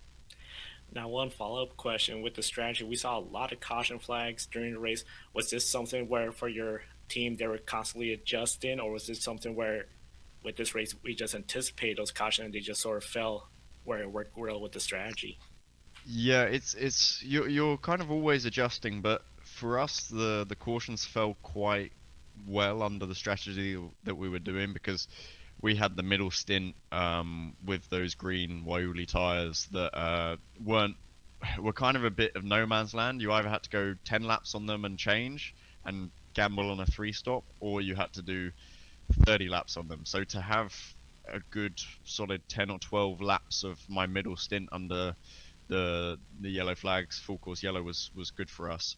So there is an adjustment, but we were on the better side of that adjustment and made our lives easier. But I would say, like, even 22nd after the crash, I was about 19th at the beginning. And then going from there, I managed to undercut a lot of guys on the strategy that I was doing without any yellows. So I'd already got myself up to, like, I think 13th or 11th after the first pit stop, which just shows that we were on the right track.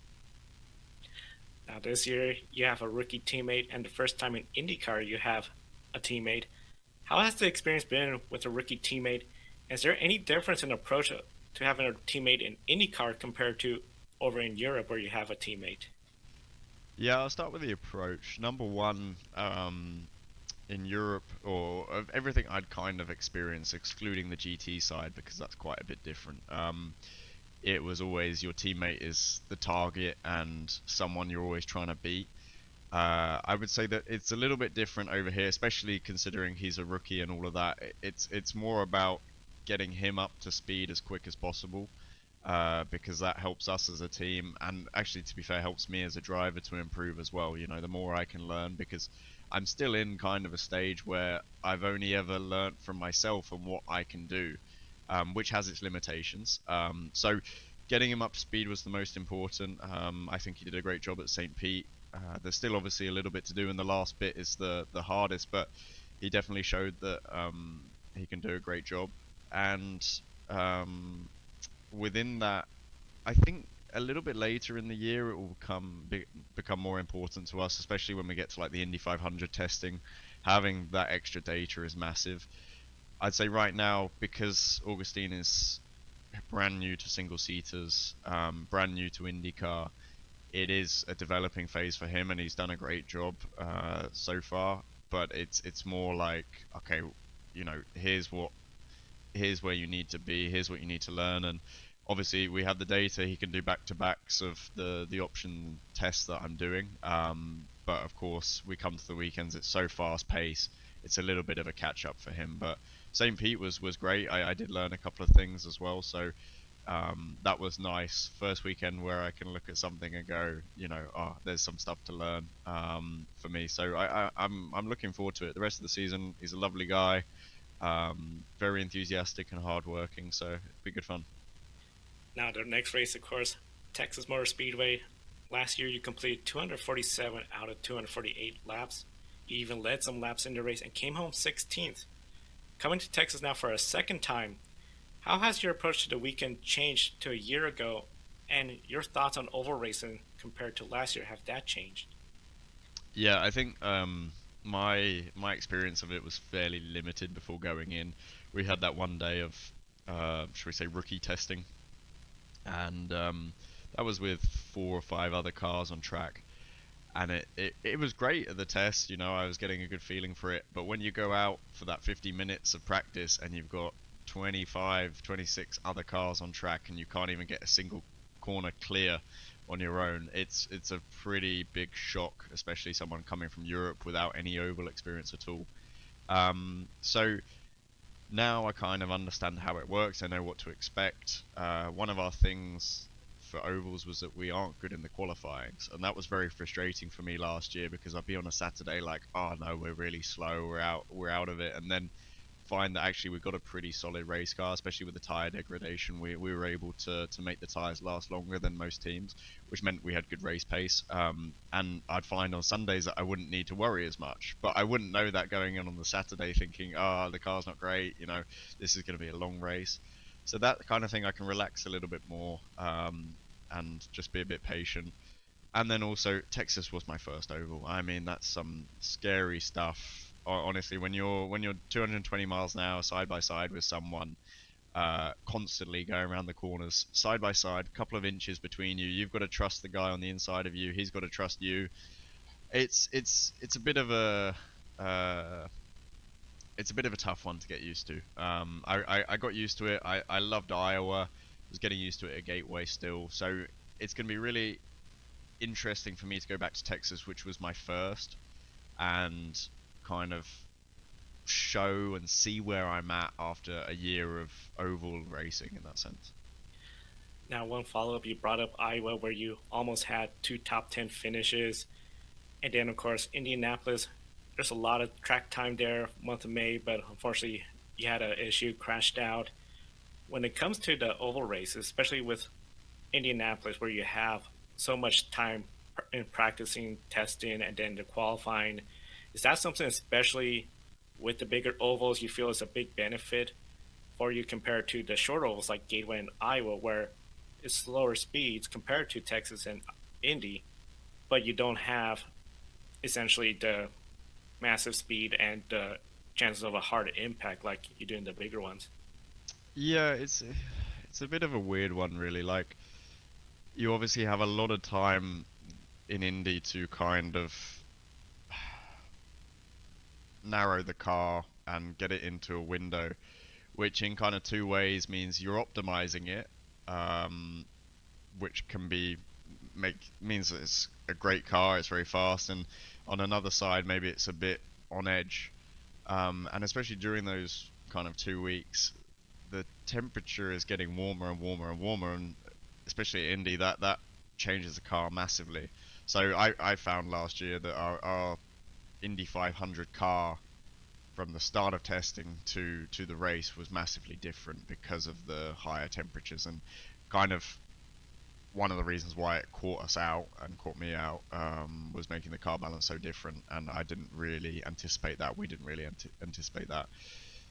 But going to Iowa, for example, that was more what I kind of liked. A bit slower speed, more on edge, kind of like going through a high-speed corner on a road course. I felt so much more comfortable when I got to that stage of the year. I think just because I've now done the speedways, this was more in my territory of what I'm closer to what I'm used to, and that was much easier. So that's why for me, like, I'm interested to go back to Texas and kind of see on a comfort level where I'm at, because the end of the year was so much better on that side. But I have to say that the car is real edgy on that 500 course. Like that was it's not easy at all. Like, just so surprising when it breaks away and it's all fine, and then suddenly, you know, the first time I had a moment was in the race, and I'm like, okay, we've just done 2 weeks of testing, and then the one moment I get is the one that catches me out. That's not easy to anticipate or to deal with, but you know, it's the way it is. And then Iowa, you can feel it a lot more. The car's in a different window, and yes, the impacts are less, but the speed is slightly less as well. So they're difficult in their own ways. Iowa is a very intense weekend. You've got a Saturday race and a Sunday race, super bumpy. You run the car very differently, quite a bit more downforce, and then you get to Indy where it's just, it's super fast, almost like a road course in a certain way, because it's a bit flatter, very smooth, and you're on the limit, so on the limit. Now, we know Texas has been a tricky track lately for passing. Does this add more emphasis on qualifying, and what makes Texas more challenging than some of the other ovals like Iowa and Gateway? Yeah, Texas is definitely, I think qualifying is quite important, and yeah, more important than Iowa, for example.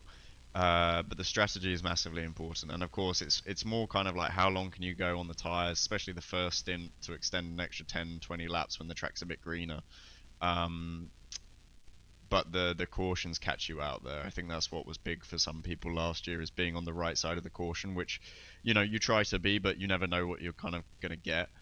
And then on the other side of that, the passing is quite difficult, yes, especially with that PJ1. I think it was an improvement already last year, but still on edge. We're going to do some high line running, which seemed to work well at Gateway and Iowa. Well, Iowa doesn't need it already. It's already quite good, but hopefully that can improve it with the more cars that go and do that and lay some rubber down. But you know, I think it should be an improvement over last year. We got more downforce as well. Should be closer to a pack running, but not that we're going to be doing that. So yeah, I think it should be a good show. But it's 220 miles an hour. Iowa's about 185, maybe 180 actually. So it's quite a step above. It's a proper speedway race. You're trying to be flat in 3 and 4 all the time. Iowa's a big lift. 1, 2, and 3, 4. So it's a different style of racing. Very easy to lose momentum. Last year, we saw Will Power. He won the championship, and he only won one race that year. For a smaller team, is focusing on the consistency, scoring points each and every race, more of a priority compared to putting a strategy to try to be more aggressive and go for the win? In this position, yes. I think it depends on the situation we're kind of in. Like if I can get that win, I'm going for that win. I don't care, because it's so we're in that position where it's so hard to achieve. I think, and especially, you know, like you said, Will Power only won one on a championship winning year. You've got to get it when you can, and I think for us we'll have hopefully a couple of weekends where we have the ability to do that. But I've got to take it. But of course, when it's like P5 to P10, like at St. Pete, as soon as I was about P7, P8, I was like, okay, this is good points for us. I don't need to risk anything. Let's just take the points because it's a solid weekend. I'm not going to win from here, so may as well just take what we can get, and solidly finish the weekend. But if I'm P3, P2, and I can go and get that win, I mean, that would be great for us. I'd rather fail trying than never try and not succeed. Now, IndyCar, very competitive series. Seems so many drivers are in contention for winning a race. The track's very diverse selection, and drivers from all around the world. Now that you have been here almost essentially 2 full years, what are some of the aspects you enjoyed the most about IndyCar racing? Yeah, it's super competitive, super tight. I think that's pretty obvious. We've got some real world-class drivers, XF1 drivers, the veteran IndyCar drivers who've been there for years and are the kind of benchmark for every young driver to come in. We've got some young ones coming up as well. I mean, I hope I'm still count as one of the young ones, but it's super impressive how tight everything can be. With the spec series, obviously there's some difference in the dampers, and it's really surprising how much of a difference they make. You know, you can run the car in so many different ways, and it makes it super tight, but also you can sometimes miss a bit, get it wrong, especially on some weekends, and even the big teams do. But it allows a team like us, when we get it right, to be competitive as well on very basic stuff compared to some of them. On a freedom side, it kind of gave that impression of very relaxed, even though it is relaxed, but it's intense, super intense whilst you're there. But then you have the curfews, which are a lot more strict but finish earlier, you know, so everyone's left the track by 5 or 6. That's it, done. So it's different. It's very different, and I enjoy that part of it. I think that the drivers have quite a good relationship with each other. Everyone's there for the improvement of the series. I think if there's ever really a clash, apart from a select fewer drivers, you can just have a beer over it and sort things out. You know, it's very laid back and very easy, and you can kind of tell people when they're being idiots sometimes, and most of the time they'll go, yeah, you're right, I'm sorry, which is good, and I respect that. Obviously coming from Europe, especially on the junior single seater side, it was very competitive and so serious all the time. It's nice to kind of be serious but respectful in a certain way, and everyone's there to do the same job. Also from my side, I'm building a team more. I'm working for a greater good, trying to improve everyone than just trying to win and be myself, you know. So I respect that, and I enjoy it quite a lot. And obviously I'm living in Indy, spending a lot of time here, training a lot, try and make my life easier in the car on those Sundays.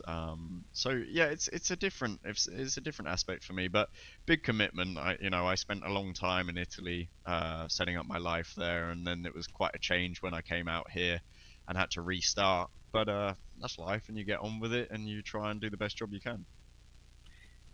Callum, thank you so much for your time. Best of luck to you this weekend. Thank you very much.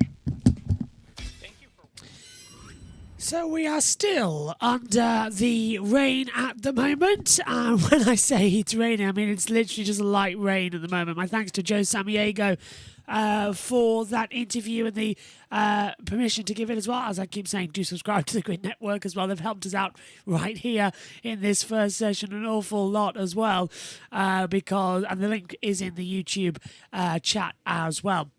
So we are just waiting for the weather to improve. However, this first practice session was supposed to be 2 hours in length. It hasn't started yet, but they could do the option of doing practice one, just skipping the lunch break, doing practice one, then going straight to the refreshers, and then going straight into practice two. That's what we're all sort of waiting around to see is going to be the call. So this practice one stream might turn into practice, just complete practice as well, because we're just waiting to see what's going to happen. And as things stand, there is no information and absolutely nothing about what is going to happen later in this day. Rain forecast is still there as well. And believe it or not, we're actually running out of things to say and things to show as well, because all our things have just sort of been taken away and we are waiting to see. So we might have to throw it back to the last race and get ready for that as well, and show you what happened at the road course event a few days ago. So I'm just loading that just in case we have to go. Just let's check Twitter at the moment as well, because we've been having information about in Formula One, everybody's evacuating the circuit as well, and Emilia manages the flooding.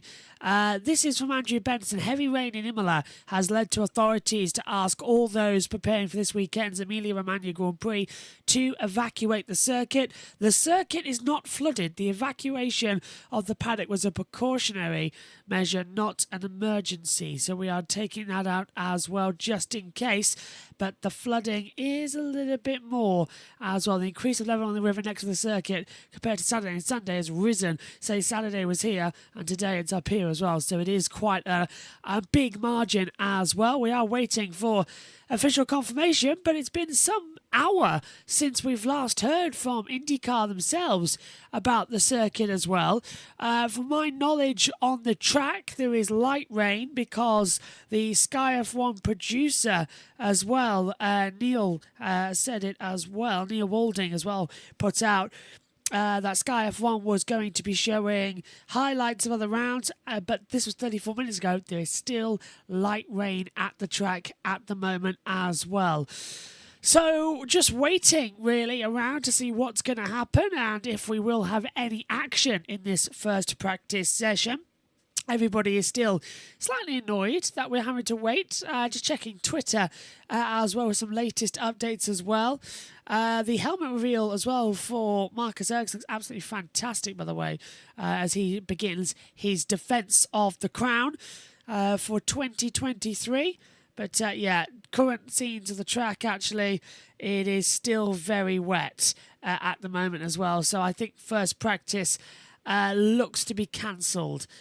Sadly at the moment, so we will be keeping an update. Just looking at NBC as well on their Twitter. We should get TweetDeck up actually as well on the screen here to get more information for it as well. All we've got is that the weather session, the race is on hold as well, and no other news from the circuit. Okay, we'll have to sort of wait and see what's going to happen next, unfortunately, to sort of keep going and pray that we're going to have some sort of race event. In the meantime, I'm just trying to look for it. Here we go. Let's throw back to what happened at the Indianapolis Motor Speedway road course this past Saturday, in case you missed the race. Now, depending on time, we've only got, half an hour to the official session ended, but we might be able to show some of this race, so we'll leave the link in the description as well, in case you want to go back and watch the race. But at this current time, we've got no information on how long this red flag is going to last, how long the delay is going to be. So I think it's only fair that we will throw over and get all the action as well from when we went into the green flag running as well for the Indianapolis 500. And we're going to join myself, Synthol, Josh and Richie as we went into the action back at IMS. I'm really looking forward to this. We'll hear from Omi throughout the race and all our commentators here as well. We're coming up to the start.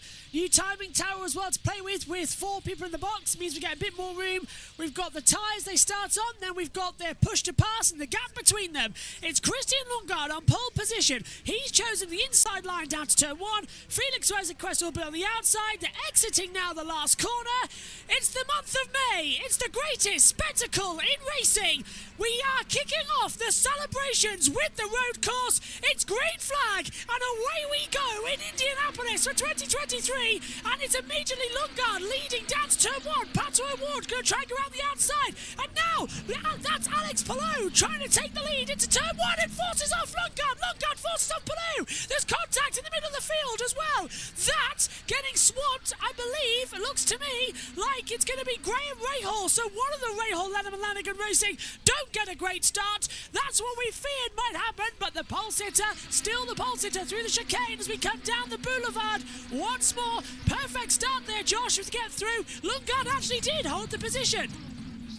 Yeah, Stingray Rob cut the chicane further back, and I believe Benson Pedersen entered the pit lane just before the start, but there's contact there. That's Scott McLaughlin in the number 3 as well. McLaughlin getting forced out at the chicane area. The wing looks a little bit loose, but should be okay. Hopefully there's no big damage there. What a start though, since as they come through the 2 McLarens in battles. Pato O'Ward tries to go on the inside and now gets a little bit loose. Keeping it around the outside comes Alexander Rossi. Meantime, we've got Palou getting past Lundgaard in the chicane. Palou leads lap 1 with Lundgaard on the back of him, Synth. Yeah, well, a lot of battles going on this opening lap, and we're going to go to lap 2 now, and there's going to be more battles for the lead now. Is Lundgaard going to be able to take the lead around the outside of turn 1? Palou defends, keeps the lead. Lundgaard leads out in Richie as well, so Lundgaard held off for a lap, but Alex Palou goes through. Chip Ganassi lead. Rahal, Lennon and Lanigan Racing 1, 2, 3, because Jack Harvey's moved up into 3rd position. What do you make of the start, Rich? Great start. Obviously, it's the first time I watched IndyCar properly in a good year, and compared to many of the racing series, it was pretty entertaining to see the cars actually battle. And here is a move from, I believe, Rossi on Rosenqvist in towards one of the corners, because I don't know the track. It's down at turn 7, down Hulleman Boulevard as well. So Rosenqvist up, McLaren are running. Oh, we've got a full course yellow. Full course yellow has flashed up, and that's why. Oh. That is out goes Stingray Rob. Out goes the 18 as well of David Malukas, and they have spun round and stalled down at turn 7, and that brings out the full course yellow on the opening. Well, this is going to be lap 2 of 85. We've completed 1. Not the way you want to do it, Josh. And these two, no stranger to a few cautions. We've seen that this year. Yeah, also, but one person who this will help is Graham Rahal. He's also pitted. He pitted just before the course and came out, but they're going to get him restarted. They might rejoin the race, but just talking the MR safety team with David Malukas about what they're going to do. It looks like they're going to spin him round and then start him up, but let's have a look at the replay, Josh. So he comes on the inside line, and we need to look further back. There it is. So, it's going to be Stingray Rob, and he's out of the race with a broken front suspension, just hitting the side of Malukas, and nowhere to go there at all, Synthol. That was a late braking move. Yeah, down towards turn 7, they both braked too late, but yeah, that was Rob's fault, of course. Then he obviously braked too late and collected the car in front of him, so yeah, that's the reason for this full course yellow. Say again, Josh? Grows on coming a lawnmower as well. They're all diving in then.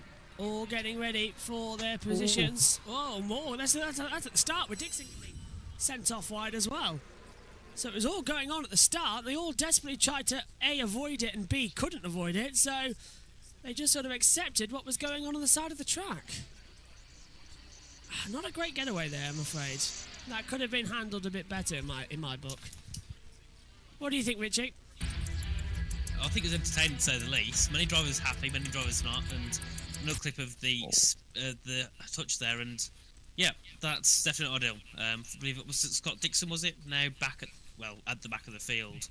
Yeah, it really doesn't help at all, does it? Especially in this field, it's very tight. And is that a damaged car? Yeah, Stingray Rob. That's Rob out of the race. Yeah, Still, and I don't think he's going to be going here because look at the suspension on the front right. The wheel's curved in a lot, isn't it? Yeah, he's out of it, unfortunately. Oh, and you can see the left side as well. So definitely at the race, which is a shame. So McLaughlin with that front wing they're still looking at here, guys. Look, you can see it on your screens. It's flapping around a bit the front-hand side of the car. That's going to be worrying me, but they're happy with it. Malukas is, I think, got back into the pit lane, so that's a surprise. Stingray Rob is out of the race for sure with a broken front suspension. Malukas got refined and is out in the pit lane. And Benjamin Pedersen is back in the pits as well. He's in 27th position with the yellow flag. Out there is Stingray Rob in the Biohaven livery car, 51 in, and there is Malukas. And is he getting out too? Yes, he is. So two retirements out already, unfortunately, Josh, and that's not the best thing you want to see. Yeah, really not. Lap two retirements, one retirement per lap, if you want to call it, but not really. As well, the Pen of Doom has already come out. Let's have another look at it. It looks like Stingray Rob just goes a little bit too deep, but Malukas also, maybe we might need another camera angle of that. Might have not given Stingray Rob as much space as Stingray Rob would have wanted, but yeah, that was a little bit of touch and go, but there is that inside of Stingray Rob needed to avoid. There was that inside of the corner. Let's get the thoughts of Omi, who's in the pit lane. What did you make of all that start then, Omi? Yeah, a lot happening. And it was very tight going into the first corner, so a lot of cars running wide, but two drivers who have had a good opening few laps.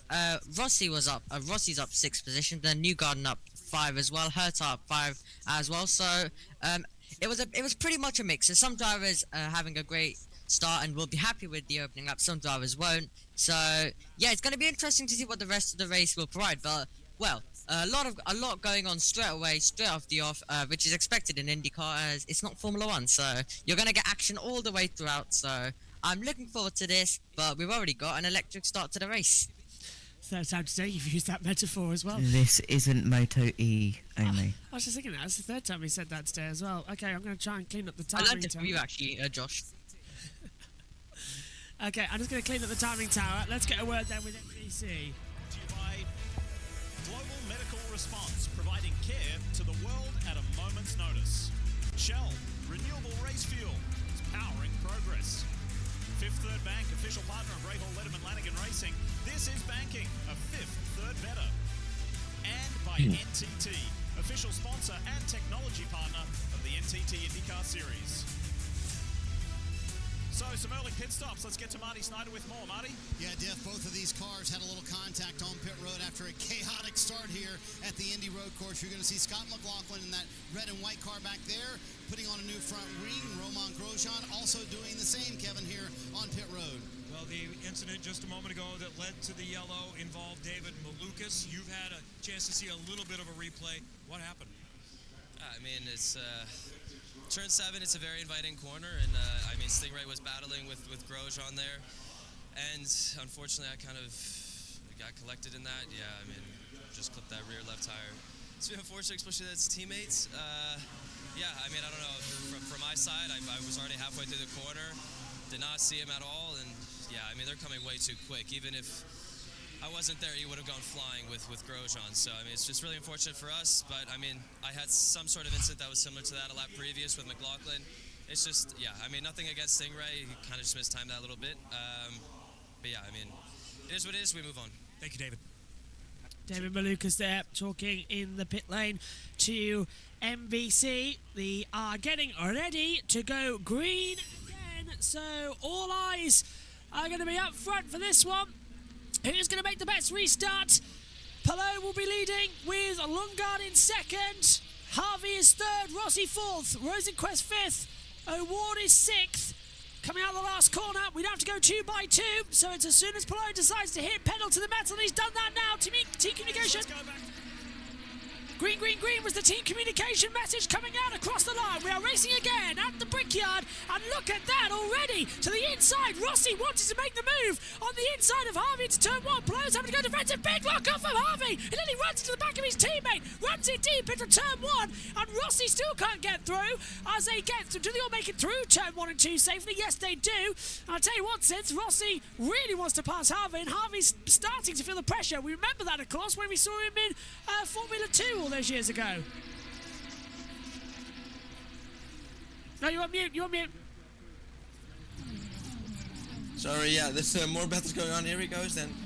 Again, Rossi now, I think, getting through, and Ericsson also defending the inside. More battles down towards turn 7. This is where we saw the incident. Someone just tipped the wheel into the grass there. So let's see if he got through. I think he did. So, yeah, and look at Colton Herta there. So close to the back of Ericsson. Powers making the move as well, passing Armstrong at the turn 7 and 8 chicane.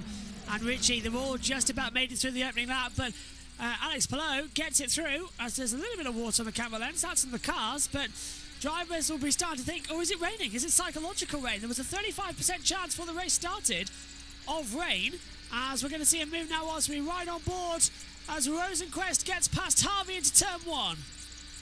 Yeah, pretty nice move there from Rosenquist. Pretty easy once you get it sorted, and that's Herta, isn't it? There, then an Ericsson, and all sorts of battle with Kirkwood. And round goes Power! Power gets tagged by Kirkwood, and Power loses it. Is that going to bring out a yellow? No, he's kept the engine going through turn 1 and 2. As Richie was saying, it's so easy for that to happen. And round goes Power. And in the meantime, O'Ward was battling with Harvey. Are we going to see a replay of that? No, because O'Ward is still in the back of Harvey. Round the outside to turn 7, and O'Ward is through. Harvey beginning to slip down the order. And Richie, that was it. That was obviously going to happen. Kirkwood on the grass. Yeah, once you get on the grass in these cars, it's very slippy. The wheels just spinning you round. And I was going to say, Palou had a really great restart there, didn't it? Very simple. And this is a replay, actually, of Kirkwood on the grass. Yeah, you are going to end up collecting someone when you go side by side. You end up on the grass. The wheels are slippy, the track's slippy, and to be fair, it does look a little bit damp in terms of temperature, so that'll also be bad, isn't it, when it's cold? Yeah, and it's just going straight on. Herta made the move on Ericsson, is what you were saying earlier, so Herta's up to 8th. Team communication. Done this or that. I wonder how race control will. Okay, I keep seeing that team radio graphic pop up, and I keep throwing the fader up because it's new for this weekend, as they're testing it for the 500. So I'm trying to push it up, but it's not working as well. As they come in. So then, Joshua, who are you thinking? Who's impressing you in these early stages? You've seen all of the races this year, been in the Coverage box the same. Anyone sort of surprising you as... Oh, here we go. Go get him. Go get him. Newgarden into Harvey. So, information understood. Newgarden had failed to get through into the Fast 6 and even the Fast 12 yesterday, Josh. Now up to 7th position on the start. Yeah, it was that was a little bit of a touch and go restart. Would have been catastrophic if Harvey went into the back of Lundgaard. That would have been very bad. Teammates as well, and that was just unfortunate between Will Power and Carl Kirkwood. That's what happens if you go onto the grass as well. Who's impressing me right now is probably Lundgaard as well. Harvey up in 6th, but Marcus Armstrong up in 10th. He's just passed Di Francesco for that position as well, and VK in 12th, Sinful. I thought you might like that as well. Where did VK start, actually? VK started further down the field, didn't he, as well? So he's doing really well. He started, I think 19th on the grid from memory as well. So he's got up there as well, which is great news. As they swing back through, lap 9 of 85, we're not even into the first pit stop strategies yet as well. So this race is going to not drag, but really sort of go slow unless the rain comes to alternate the strategy. You can see what tyres they're on. If it says O on the timing tower, that's the black, that's the red alternate tyres, the sticker reds. If it's a white P, That is the black primary tyres as well. The 198.183 seconds on your graphic, if you're watching along with us, that is your push-to-pass measure. And then we've got a gap to the drivers in terms of seconds as well. As you can see, Longard is now 3 seconds back to Palou. So we're just testing that out as well ahead of the 4-person team in the commentary box, because smaller cameras means we get a bit more screen size to play up as well. So they come down the straight then. It's lap 10 of 85 here. As they screen forward, are we going to see Lundgaard under pressure from Rossi? He's going for it, but meantime further back, Armstrong trying to pass Ericsson into the braking zone. Did he make the move? No, he didn't, according to the driver tracker. So I'm looking at both sides of the screen here. It's quite, I'm not going to say it, but it is quite quiet now as well. They've just had a few of the spins and accidents, but... Newgarden on Harvey. So he did make the move.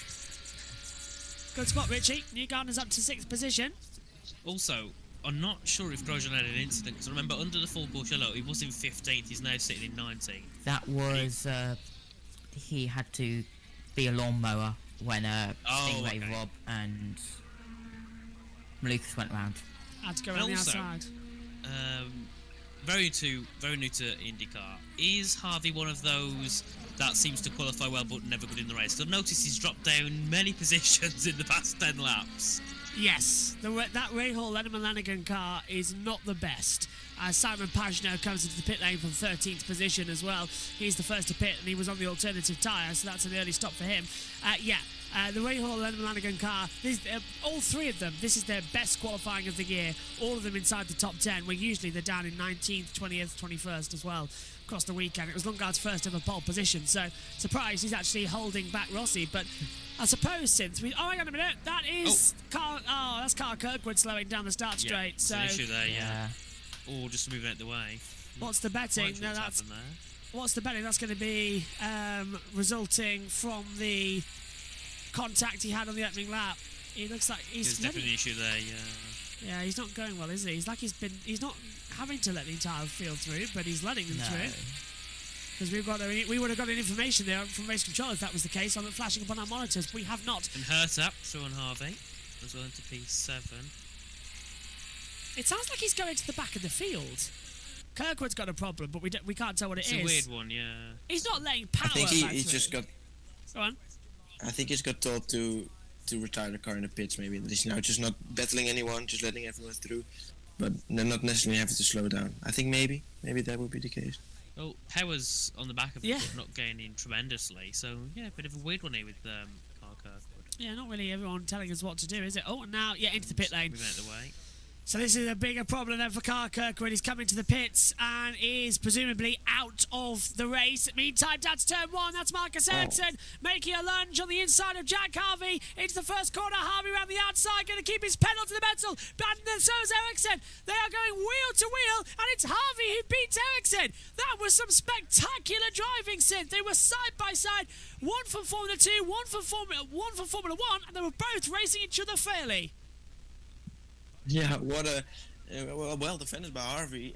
Incredible move around the outside, and luckily Ericsson, of course, led enough room on the outside for Harvey. Otherwise, there would have been contact, like we've seen before. So yeah.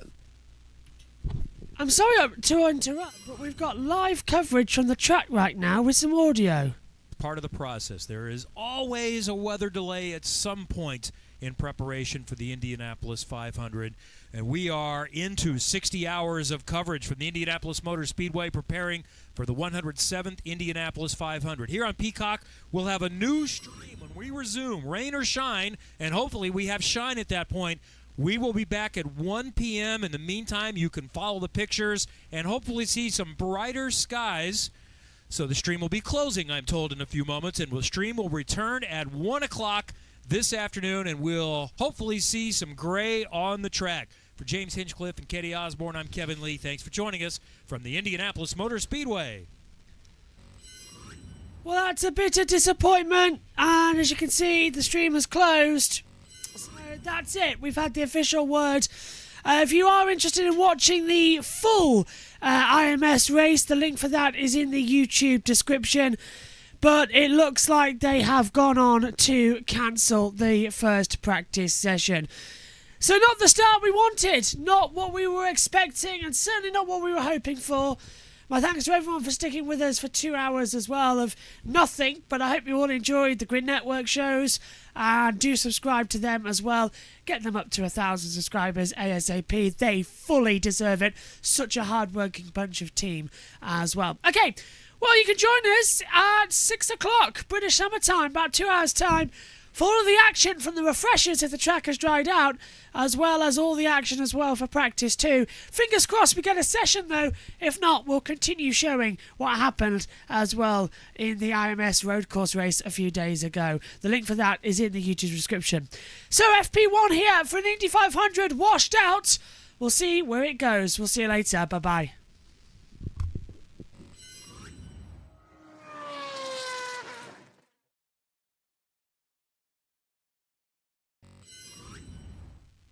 Well, actually, the stream's come back available, actually, so I just wanted to give everybody a quick look at the circuit. That is live pictures right now, so practice has been cancelled. If you're just joining us here on YouTube, we just did a quick sign-off, but then we got the pictures back the second I said goodbye.